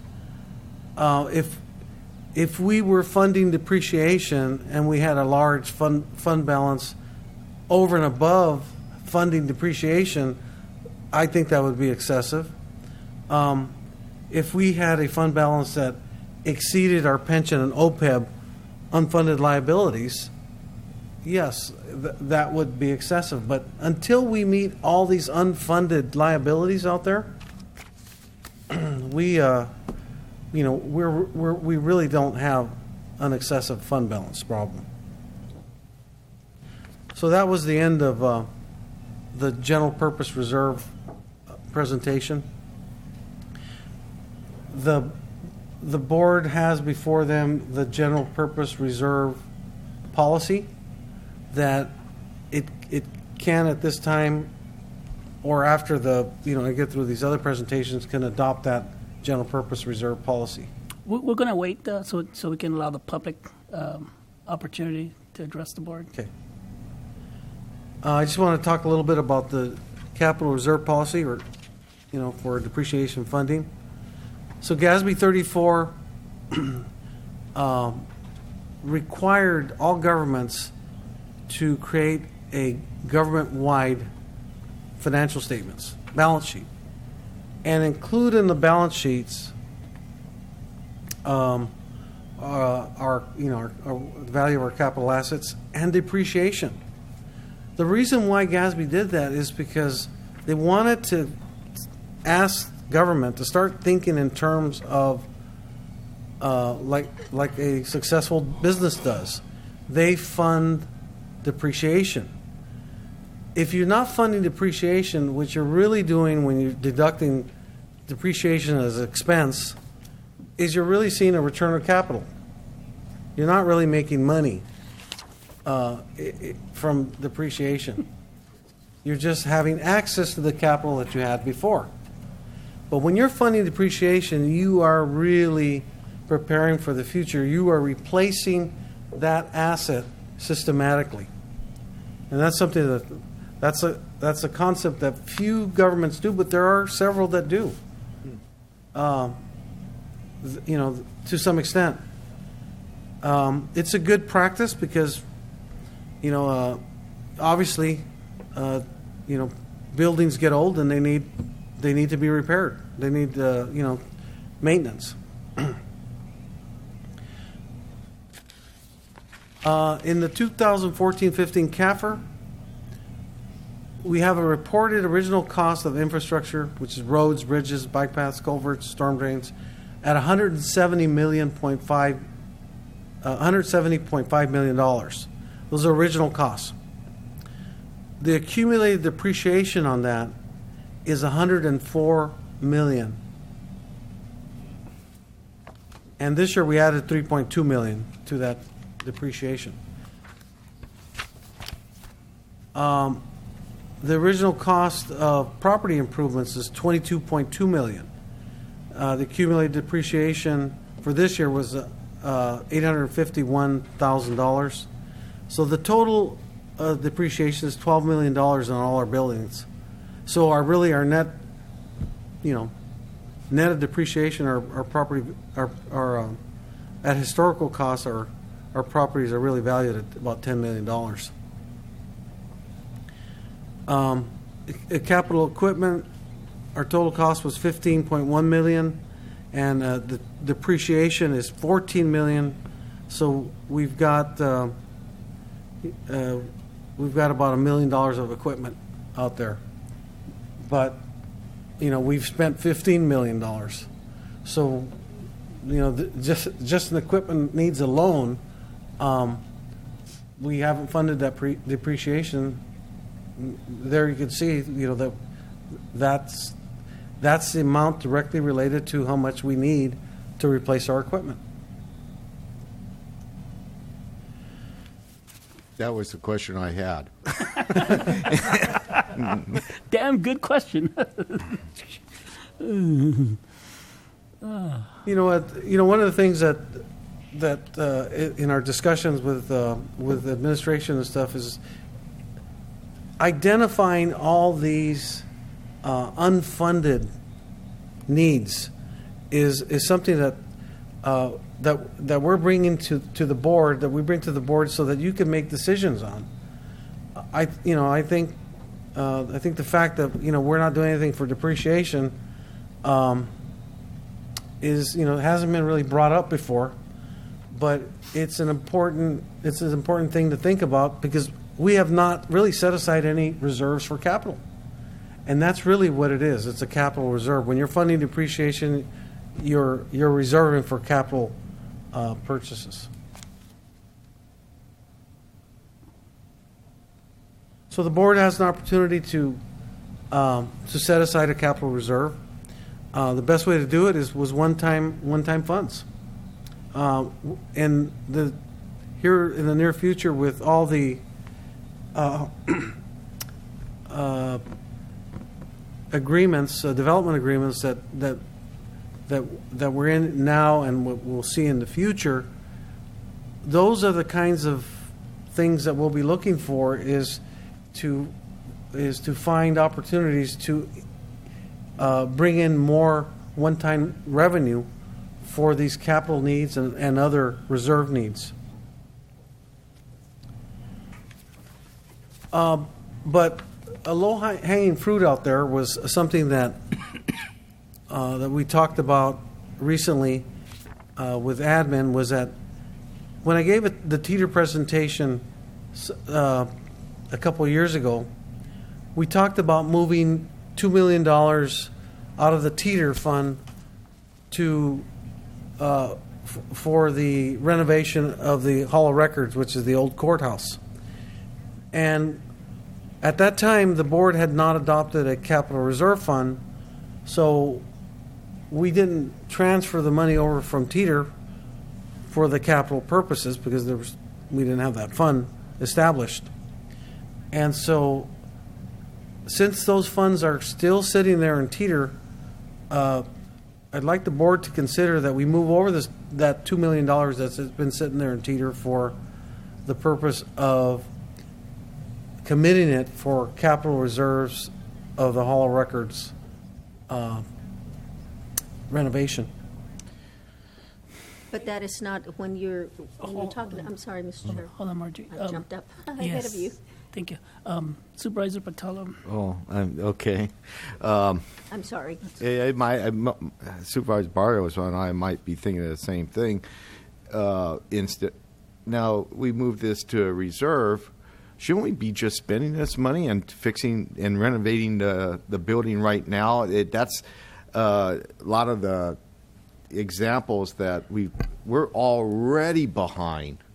And, if we have, one-time monies, we really need to start spending it. I've been on the board for almost going towards 12 years now, and we just established the reserves, but we should be spending it. We should knock down the Southside Hospital. I think we're working on that through the facilities committee, but we've talked about the Hall of Records for a couple of years now. Let's just go out there and do a capital project and spend that money, and then as we're still going up that hill, start applying some depreciation reserves for assets that are in relatively good, decent shape. That's what my thought is. I don't know. Supervisor Barrios. That's what I was going to say. Well, because I'm thinking, we have that money. We need to do those improvements at the Hall of Records. We need to get it done. We're not going to catch up that quickly. We're way behind. We have nothing in reserves for capital renovation. So let's start fixing and start saving. We have to do both at the same time. Mr. Vice Chair. Mr. Supervisor Munzer. Go ahead. Yeah, I was just going to highlight for the board, I guess historically what actually happened. We lost our facilities person, Adam. He actually moved to a different county at the time where he was spearheading that project. We also were looking at moving forward with the actual renovation within that the old courthouse, Hall of Records, and there was scheduling issues at the time. The elections, I think, was going to happen. There was a tax period of time, so we have to consider moving the offices to a different location in order to do the renovation. And then at that point, we were scheduling to look at it at the following year, and we had I negotiated with Joe Horwittle to actually spearhead the project. Unfortunately, he passed away. So there's been an accumulation of incidents that actually have occurred. But I think today this is a kind of a good reminder for us that we do need to tackle this and we do need to move forward. We have Adam back now, so I think we could tackle some of these things. One of the problems is that the $2 million is really not enough to do even a bare minimum job at this time, because 2 years ago, $2.1 million was the target had we started at that time, and it was a bare bones cosmetic renovation. It was not a renovation that was really one that we were contemplating seeing, that the building needs to make it more efficient, for the offices. That amount back then was a $6 million number, and well, we didn't have it, and we still don't have it for that purpose. Well, I think I remember. Yeah, that's correct. But if we put the $2 million in this reserve fund, we could access it in the same year. Like the other day, we were talking about the elevator issue. We may need to fix the elevator in that building. We could access it if something like that. Well, no, actually, when you reserve it, you're actually saving it for a future date. That's not in that fiscal year. And I think until we've identified more sources of funding, the best we could do is start putting something away for that purpose. I see what you're saying. Mm-hmm. Supervisor Munzer?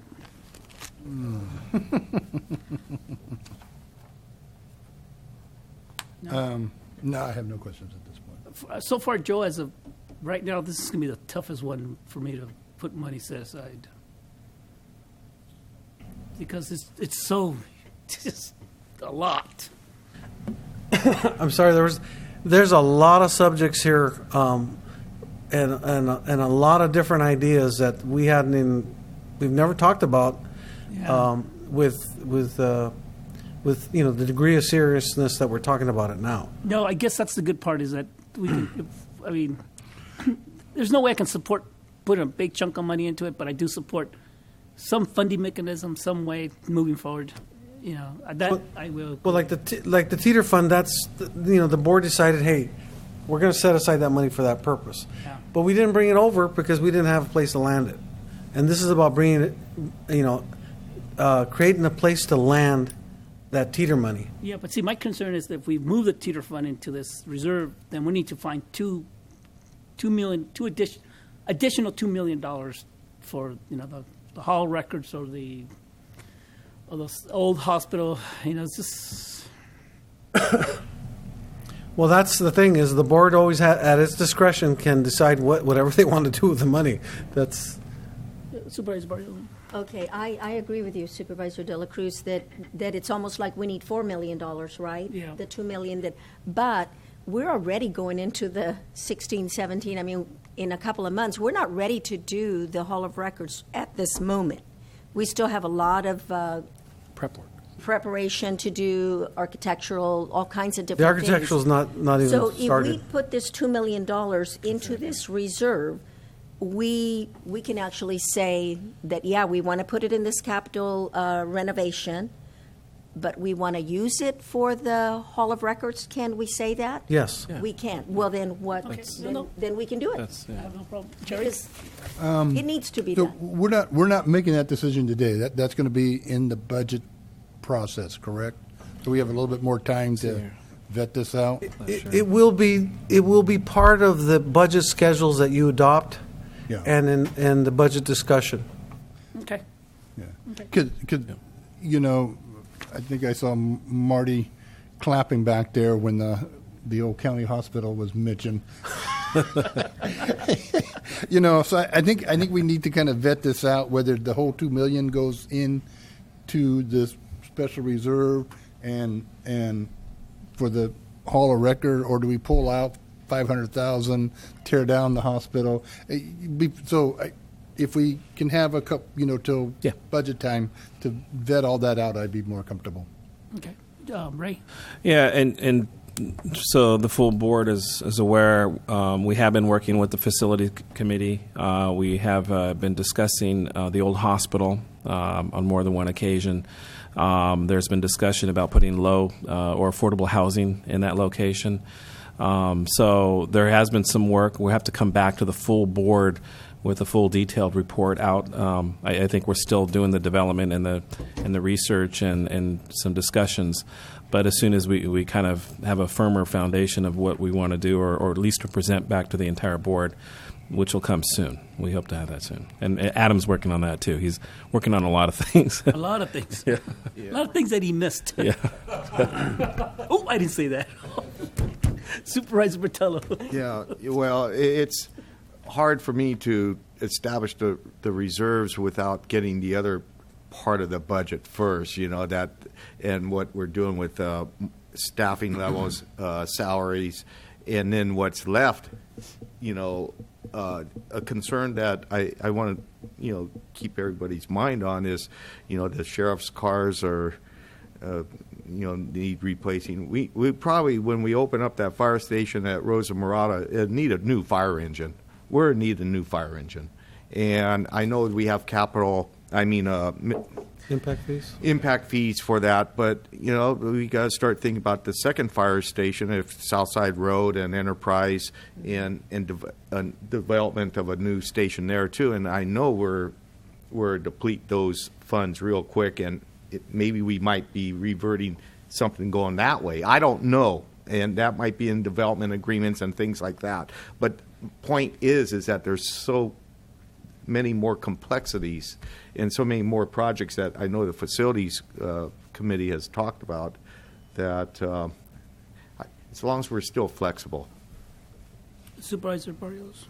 Okay, Joe Paul, we can put that money into the budget, into the capital renovation without giving it any specifics also, right? We can do That's one or right. the other, or do we have to be specific for renovation? It has to go into a capital reserve fund, so it's restricted for capital purpose only. Okay, so there's no, that, we still have a lot of flexibility because capital can be the Southside Hospital, capital can be the Hall of Records. Am I right? That's right. Okay, so then putting it in there just earmarks it for capital renovation, which we need. So I'm going to agree to this because we had already agreed to bring that $2 million for the renovation of the courthouse. Now we're just going to say we're going to put it in that reserve, Capital reserve, and we may or may not use it for that, but we have earmarked it specifically for renovation. Capital reserve, yes. Okay, I'm going to agree on that. We need to get that going. Okay, thank you. Supervisor Munzer. Thank you, Mr. Fresh here. But once it goes into that reserve, Joe Paul, it's tied up for one fiscal year. That's right. Okay. Correct. So we do not have the ability to use it until we go to the next budget cycle. No. So you, that's right. A reserve is supposed to be for a specific purpose that's not planned for that year. Yeah, so if we tie it up in the 2016, 2017 budget, we would not be able, the earliest we would be able to use it would be the 2017, 2018 budget cycle, right? Right. He's right. Yeah. Right? You mean, and you're referring using it for another purpose? No, any purpose. Oh, purpose. Yep. Hold on. It would be tied up for one budget cycle. So the earliest we can use it is July 1st, 2018. Yep. 18-19 budget. No, 17, 18. No. Oh, wait. Yes, No. 17-18 budget. July 18. 1st, 2017. Well, 17, 18, 16, 17 is the next budget year. Yeah. So July 1st of 17 would be the first time we could use it. Yeah, be the first. And again, if that's the pleasure of the board, that's fine. I just Before- want to make sure that we understand we are tying I it totally up understand that. for Before I go one. to Supervisor Barrios, Ray and Joe Paul and Adam, who was gone, do you foresee doing something the next 12 months? Not for the Hall of Records, because we need to have more money to be able to get committed for that project, to be able to get that one off the ground. Okay. Supervisor Barrios. Okay, so you make a good point, Supervisor Munster. So what that means is that we have to give that some real serious thought for our budget hearings this year, so that if there is something that we are really wanting to do this year, Such as then the- we have yeah. to name and have a project specific for this, for Well, that fund. if right? if you wanted to use it for the 16-17 year, we simply could bring it over as revenue to the general fund, and that becomes revenue for capital projects, but existing, Okay. but for the 16-17 fiscal year. Okay, It that's doesn't clear. go into a reserve. Thank you. Everybody clear? Anthony? Yeah, I'm fine with that. Okay. All right. Anyone Okay. from the public? Hold on, Joe. Any speaker cards? Yeah, I have a speaker card. It's engraved in brass. It's something Save a tree. It's a really good idea. Save a tree. As usual, Joe Paul makes a total great presentation, so I'll try to cover everything he's covered by rereading his slides. Okay. Seriously, so working backwards, get some money in the reserve capital fund now, because every day that 14 million, you know, if your depreciation schedules were right, your equipment's all going to die here within the next 12 months. And I assure you, it'll all die on the same day, because that's what happens. Only in government. So if you've depreciated $14 million out of $15 million worth of equipment, and your depreciation schedules are reasonably correct, all the equipment's going to die. And we know from the voting machines from our history that not only do they die, but you can't even buy any parts anymore. Okay, so we know where we're at. So I think you ought to get money into the capital fund as soon as possible. I think it's an excellent idea to have one. I think it's a grown-up situation. Hey, we're all grown up. We're going to replace our capital. It took us, if that was depreciated over 10 years or 20 or 30, whatever it was, it took us 10, 20, or 30 to get there. It's going to take us, the idea that we're going to replace it all in 1 year is not going to happen. It's going to take us 10 years to get there, too. And we'll be holding it together with bubble gum and baling wire, but that's the way it goes. So I'm fine with that, but I think you should get some money in there. How much? It depends on if you're going to do anything this year, but you got to get it seed started so that you know you have a fund, you know you have money in there, and when things come up, you can put more money in there. And every time the budget hearings come up, I'm glad it came up this time again. I think those are the things that you should cover in detail. The working backwards, the unfunded liabilities and things like the capital. The unfunded liabilities, people forget that the public just tends to forget about unfunded liabilities. They don't see it. Everybody just it just disappears until it shows up and kills you. Okay, so the unfunded liabilities, we should talk about that every single budget. That essentially we're in debt. As you well know, the city took on multi-million dollars worth of debt to improve the retirement funds, and now they've been paying it off, painfully paying it off in advance, and it allowed them to eventually save a fortune in in interest rates and so on and so forth.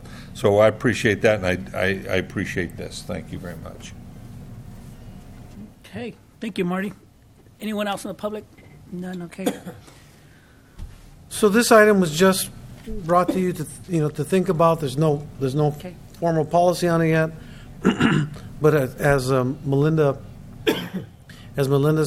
item comes up talking about budget, what she'd like to do with that, I think it's going to include to some extent this idea here. Okay, thank you. Okay, so sorry, we should have probably broken this up into a couple of sessions because it's pretty long. So county disaster recovery policy. We live in an earthquake zone, it's an active fault. In 1989, when Loma Prieta struck, caused the county and Hollister and surrounding counties, billions of losses. We have, in risk management, we have to some extent kind of hedged our bets there because we bought earthquake insurance for the first time ever. It's going to be starting in July 1st. But still, there's going to be a lot of unmet need in the event of a disaster. We'll need salaries for public safety. We'll need salaries for emergency personnel. Cost of emergency operations center. All those costs we're going to need to have debris removal, emergency structures. Imagine a 10% loss to our assessed valuation. Yeah. That would, or even a 50% decrease to our rate of growth of taxable value, which I talked about earlier. What the assessor, talked about. The rate of growth dropped in half, and we had to go to the vote of the people to help us out with Measure T back in 1983. The other revenue, sales, and other taxes decrease when you have a major event like that. And the funny thing is, there's no real ideal methodology for a disaster response. There's no magic formula. There's not a. It doesn't exist. It's just that it's just that the board's keeping in mind that these things happen, and we probably should be setting aside some amount of money to meet that contingency. Hey Joe. Shouldn't insurance companies pick up this? I mean, we had a situation at our private company, and we were out of operations for about 6 months, and the insurance company gave us potential loss for revenues. That was a disruption insurance, Right. Probably. Yeah, it's because you were paying a premium for business disruption. So. Hey, you know what? Our company's open right now. Yeah, but I don't think that coverage is offered to the county. I'm not 100% It's not sure part about of that. It's not part of the policies that we're getting into, but it does cover like temporary location. Let's say the Hall of Records was no longer inhabitable. The insurance would cover another location, setting it up. Of course, that building's not covered, so I shouldn't use that as an example. It's really the essential buildings like the jail. Imagine if the current jail was no longer usable because of an earthquake. Wow. That would bring tremendous costs associated with shipping the inmates to different areas. So that insurance will cover those costs. So those are the kinds of things that we did. We thought it was prudent to ensuring those kinds of events. Okay, hold on, Joe. Supervisor Barrios. Thank you, Mr. Chair. And adding on to that, we keep thinking earthquakes and stuff like that, but because we're such a huge agricultural industry, I mean, the drought itself can create, and if it continues, that can create major disaster issues for us in the way of, less people are going to be unemployed, so that in turn, less sales and less sales tax and who knows what else. Yes. So we have to think beyond a disaster such as an earthquake disaster, but economy as a result of agriculture. Sure. So, thank you, Mr. Chair. Thank you. Supervisor Munzer. Thank you. And my understanding, Joe Paul, also in a flood situation like we had a few years ago where we had the Jones slide, where half a mountain came down on top of Panoche Road, we had to spend the money to take care of the situation and then get reimbursed after the fact by the federal government or whoever. So things like that, roads and stuff, we have to have the money up front to repair them and then wait for. That's the advantage of having a reserve, is that you can take care of those issues, and hopefully if it's a FEMA event where we can, a disaster's been declared, we're able to recoup some of that money and put it back into the reserve. Right. But the reserve is to be prepared to provide services immediately. Thank you, Mr. Chair. Okay, continue, Joe.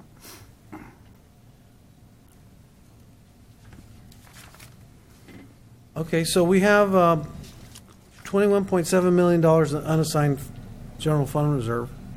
And as I mentioned before, none of them are signed or committed. And we talked about having of that reserve, $1 million to set aside for a disaster recovery fund. Okay. Supervisor Botello? Yeah, so we still have 21, even though we minus 3 that we did today, and is that 21 available? No, you're right. Okay. So the board just this presentation was based upon this happening first, and then the rainy day fund was I just want to created. make sure we're clear on that. And Yeah. if we're to do anything for the depreciation reserve, Right. That's minus another thing. the 21 as well. I just want to be clear on that. But keep in mind, the general purpose reserve includes the disaster recovery fund.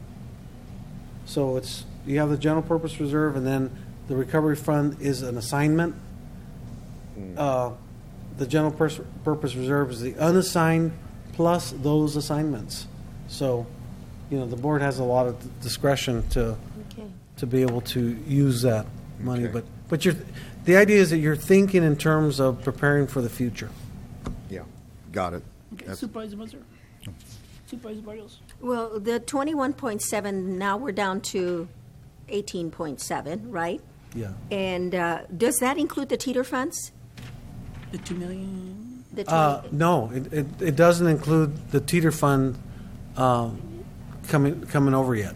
Okay, so the 21.7, it does not include the teeter fund, so we still have 18.7 to work with.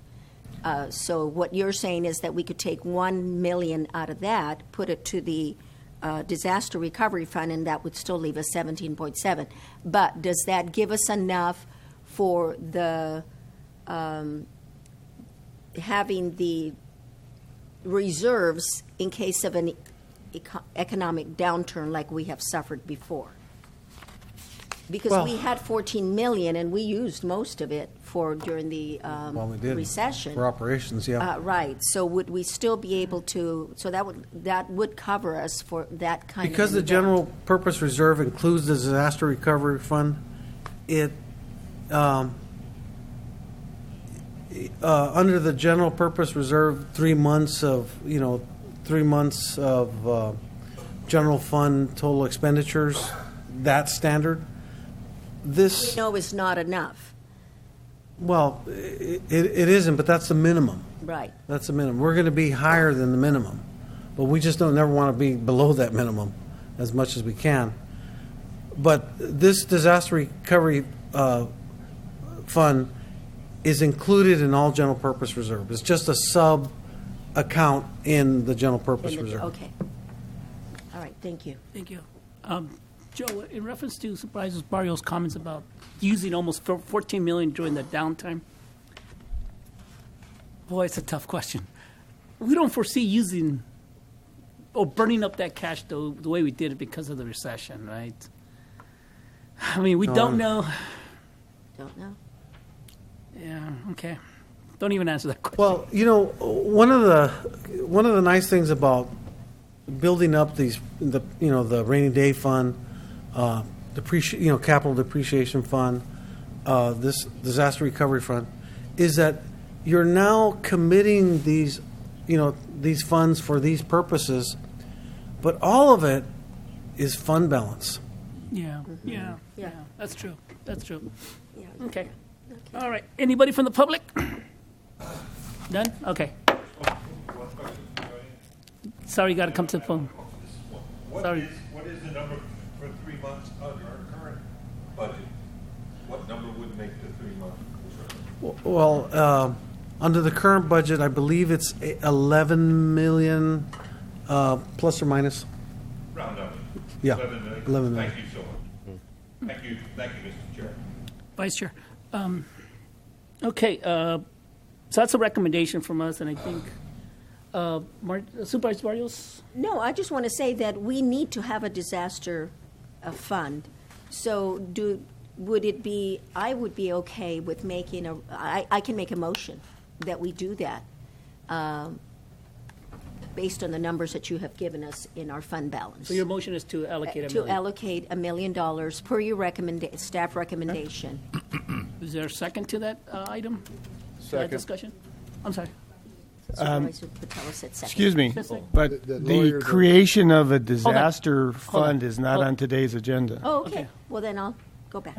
Okay, so that, thank you. It was just this was was brought up for Looks like a discussion. recommendation. But certainly, if that's the board direction is to create this at a future board meeting, we'll bring it back to you, Okay, Jerry. especially during the budget hearings. Do you support the concept of bringing the idea back in the future? Yeah, I was just wondering to ask, can we draft that in a form of a motion to direct staff to bring it back at the budget time? Yeah, you can do that. That's allowable. I can amend my motion to include that recommendation rather than the motion to create it, but to direct staff to bring it back as an action item For the budget process. For the budget process. Do you accept Yeah, that? so I accept it. Okay, so we got, Louis, the motion is to direct staff to bring the item during the budget process for the creation of a disaster recovery fund and allocation of $1 million. Okay, all those in favor say aye. Aye. Against, motion carries. Okay, good, thank you. All right, Joe. Okay, I think so you're done, right? we already took care of the rainy day fund. Yeah, So that's the end of this item. you got 4 more to go, right? 6. Mr. Six. Chairman, can I interject for a minute? I'm sorry. Sure. The resolution that you adopted, we indicated it was 2016-65. Correct. We asked the board to assign a different number because we're running these in particular order, and the number I gave you was from last. What number so- pleases you? Well, it's the one on the list, 2016-32. So Supervisor Barrios, if you could make a motion to amend your original motion, and then Mr. Vitale, if you could. Do you accept the amendment to your Yes, motion? I do. I accept the amendment to the motion to reflect the change in resolution number. Mr. And I do accept that, yeah. Okay, we got to vote on that one. All those in favor to change the original motion that said resolution number 2016-65 to the new one, which is 2016-32. All those in favor say aye. Aye. And against? Thank you very Okay, much. motion has been modified to correct 2016-32. Thank you very much. Okay, Joe, Paul? Hold on, Supervisor Munzer? Do we need to vote on another policy from this presentation? Good A question. second policy? Do we need to vote on another policy? Did we do the depreciation? On the general fund, general purpose reserve policy, that we said we were going to talk about it at the end of Oh, this. that's going to be later then, Oh, okay, so we're still not there yet. Well, no, we are at that point. right now. Okay. Right now, we're there right now. You want us to talk about it now? Well, yeah, it's, before you is the general purpose reserve policy that we talked about this morning, that you wanted to hold off on, Okay. on adopting So is this one until right the end of the presentation. That one there, yes. Okay. All of that was in the presentation. Okay, what's the Verbatim, pleasure? actually. What's questions? Anyone? Supervisor Munzer? None? Supervisor Barrios? No, no questions. Supervisor Botello? Okay, because we're about to vote on this, anyone from the public? None, I'll bring it back. What's the pleasure of the board? So I'll move per staff recommendation. Yeah, so they're Policy. Mr. Chairman, sorry to interrupt. No, go ahead. The only resolution on the agenda that we advertised for adoption was the one with regard to PARs. And you've done that. Oh, so this There is, is no resolution advertised on the agenda to adopt this particular policy. So we got this today. Right. We got this right, that's correct. Um, Okay, so we can't vote on this. We're not going to be able to vote on this because the public wasn't aware of this thing. So we can't vote on it. Unless the council disagrees, but No, I don't think we can. Well, I guess they can adopt a policy, and then we'll have to bring the resolution back at another meeting. Well, they have the resolution now, right? Well, no, that's what Louis is saying, there's no resolution. You don't have a resolution right now that was just handed out? Or is that the, we do not have a resolution number assigned for this one. The only resolution that's on the agenda was for the adoption of PARs. okay. No resolution for this one. Knowledge that we advertised or in the packet that the board received. So, Mr. Vice Chair, if you may, we'll come back to the board with Okay. an update on that, and we'll make All right. sure that we'll bring this to the With next agenda. Can I get the blessing of the board that we move this to down the agenda? I'll move that we recommend staff bring the general purpose reserve policy back to this full board. Yeah. Ooh, can you just make it that staff will come back to the board at the end of the meeting? I don't want to say the general purpose reserve. Because we want to make sure the public has access to the policy. And if we're going to vote on a policy and the public doesn't have, then there might be an issue. I'm not. So my understanding is you've given us direction to come back at a later date. So we would come back in another board meeting with the resolution. I thought we can bring it back later on today. No? No. Well, that's the Not issue. today. Not That's the today? issue Okay, at hand then right you're now. correct. Then we Okay. Okay. That's the issue at hand. All right. Can you restate your motion then? No. Okay. The motion is to bring. I don't Motion remember. I remember. I move that we direct staff to bring back the general purpose Yep. reserve policy to this full board at a later date. Perfect. Is there a second? I'll second. Okay. All those in favor? Aye. Aye. Against motion, thank you, Jerry. Supervisor Munzer. Okay. It'll be brought back at the next available meeting. Yeah, it'll give the public an opportunity to read Yeah. it, because we just got it tonight. So what about the capital? All right, Joe, what's next? Okay, Well, Joe, tell me what's the next thing? okay, the next item is actually the county's capitalization policy. Okay, but we're going to break for lunch. Well, this is going to actually be very short. Because we you know, don't. the last time I heard that, 7 more minutes. Let's work right to 12 o'clock. all right? This is not the presentation here.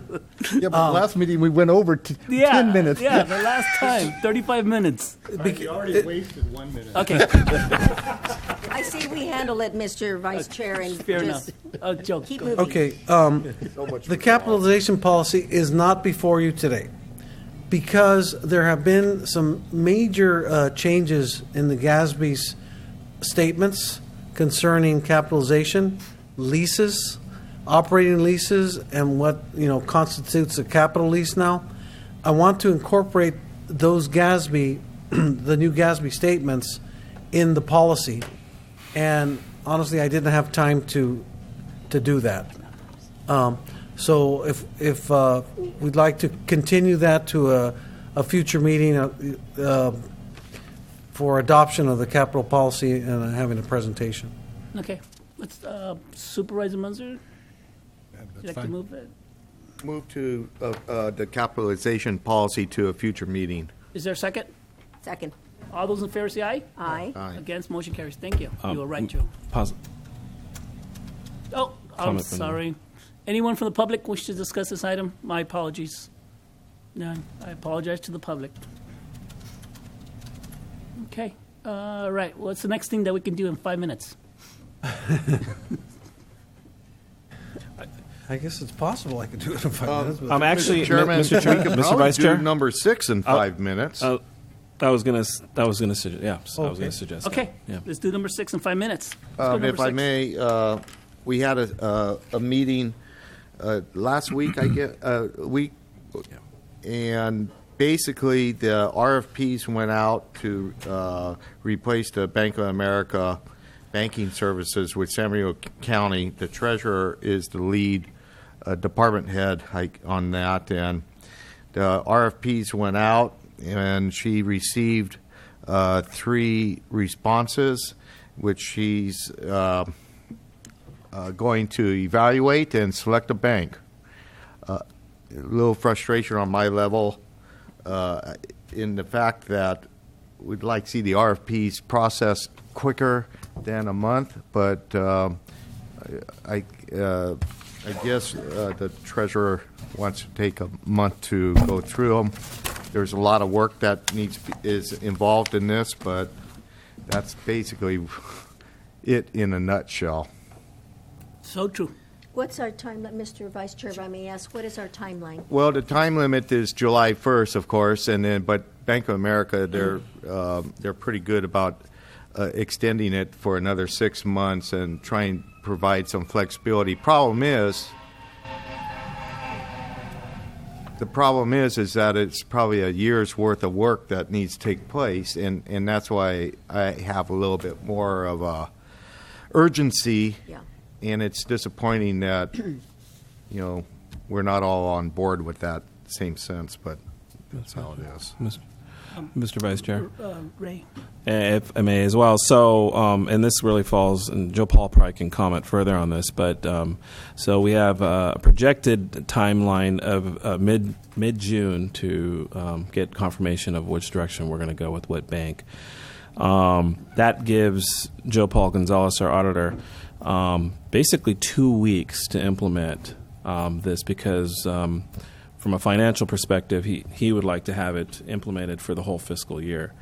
So, I mean, and you can talk further to that, but that if that's the case, 2 weeks is a very, very short period of time to implement something as large as this. So, yeah, Joe Paul, if you'd like to add further comments.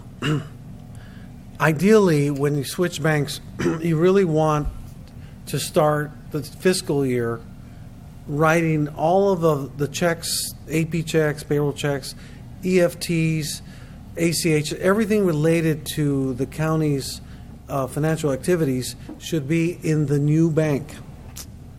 And that anything in the old year pertains to the old bank accounts. So that makes it seamless for purposes of transition. But because we're not going to have that luxury,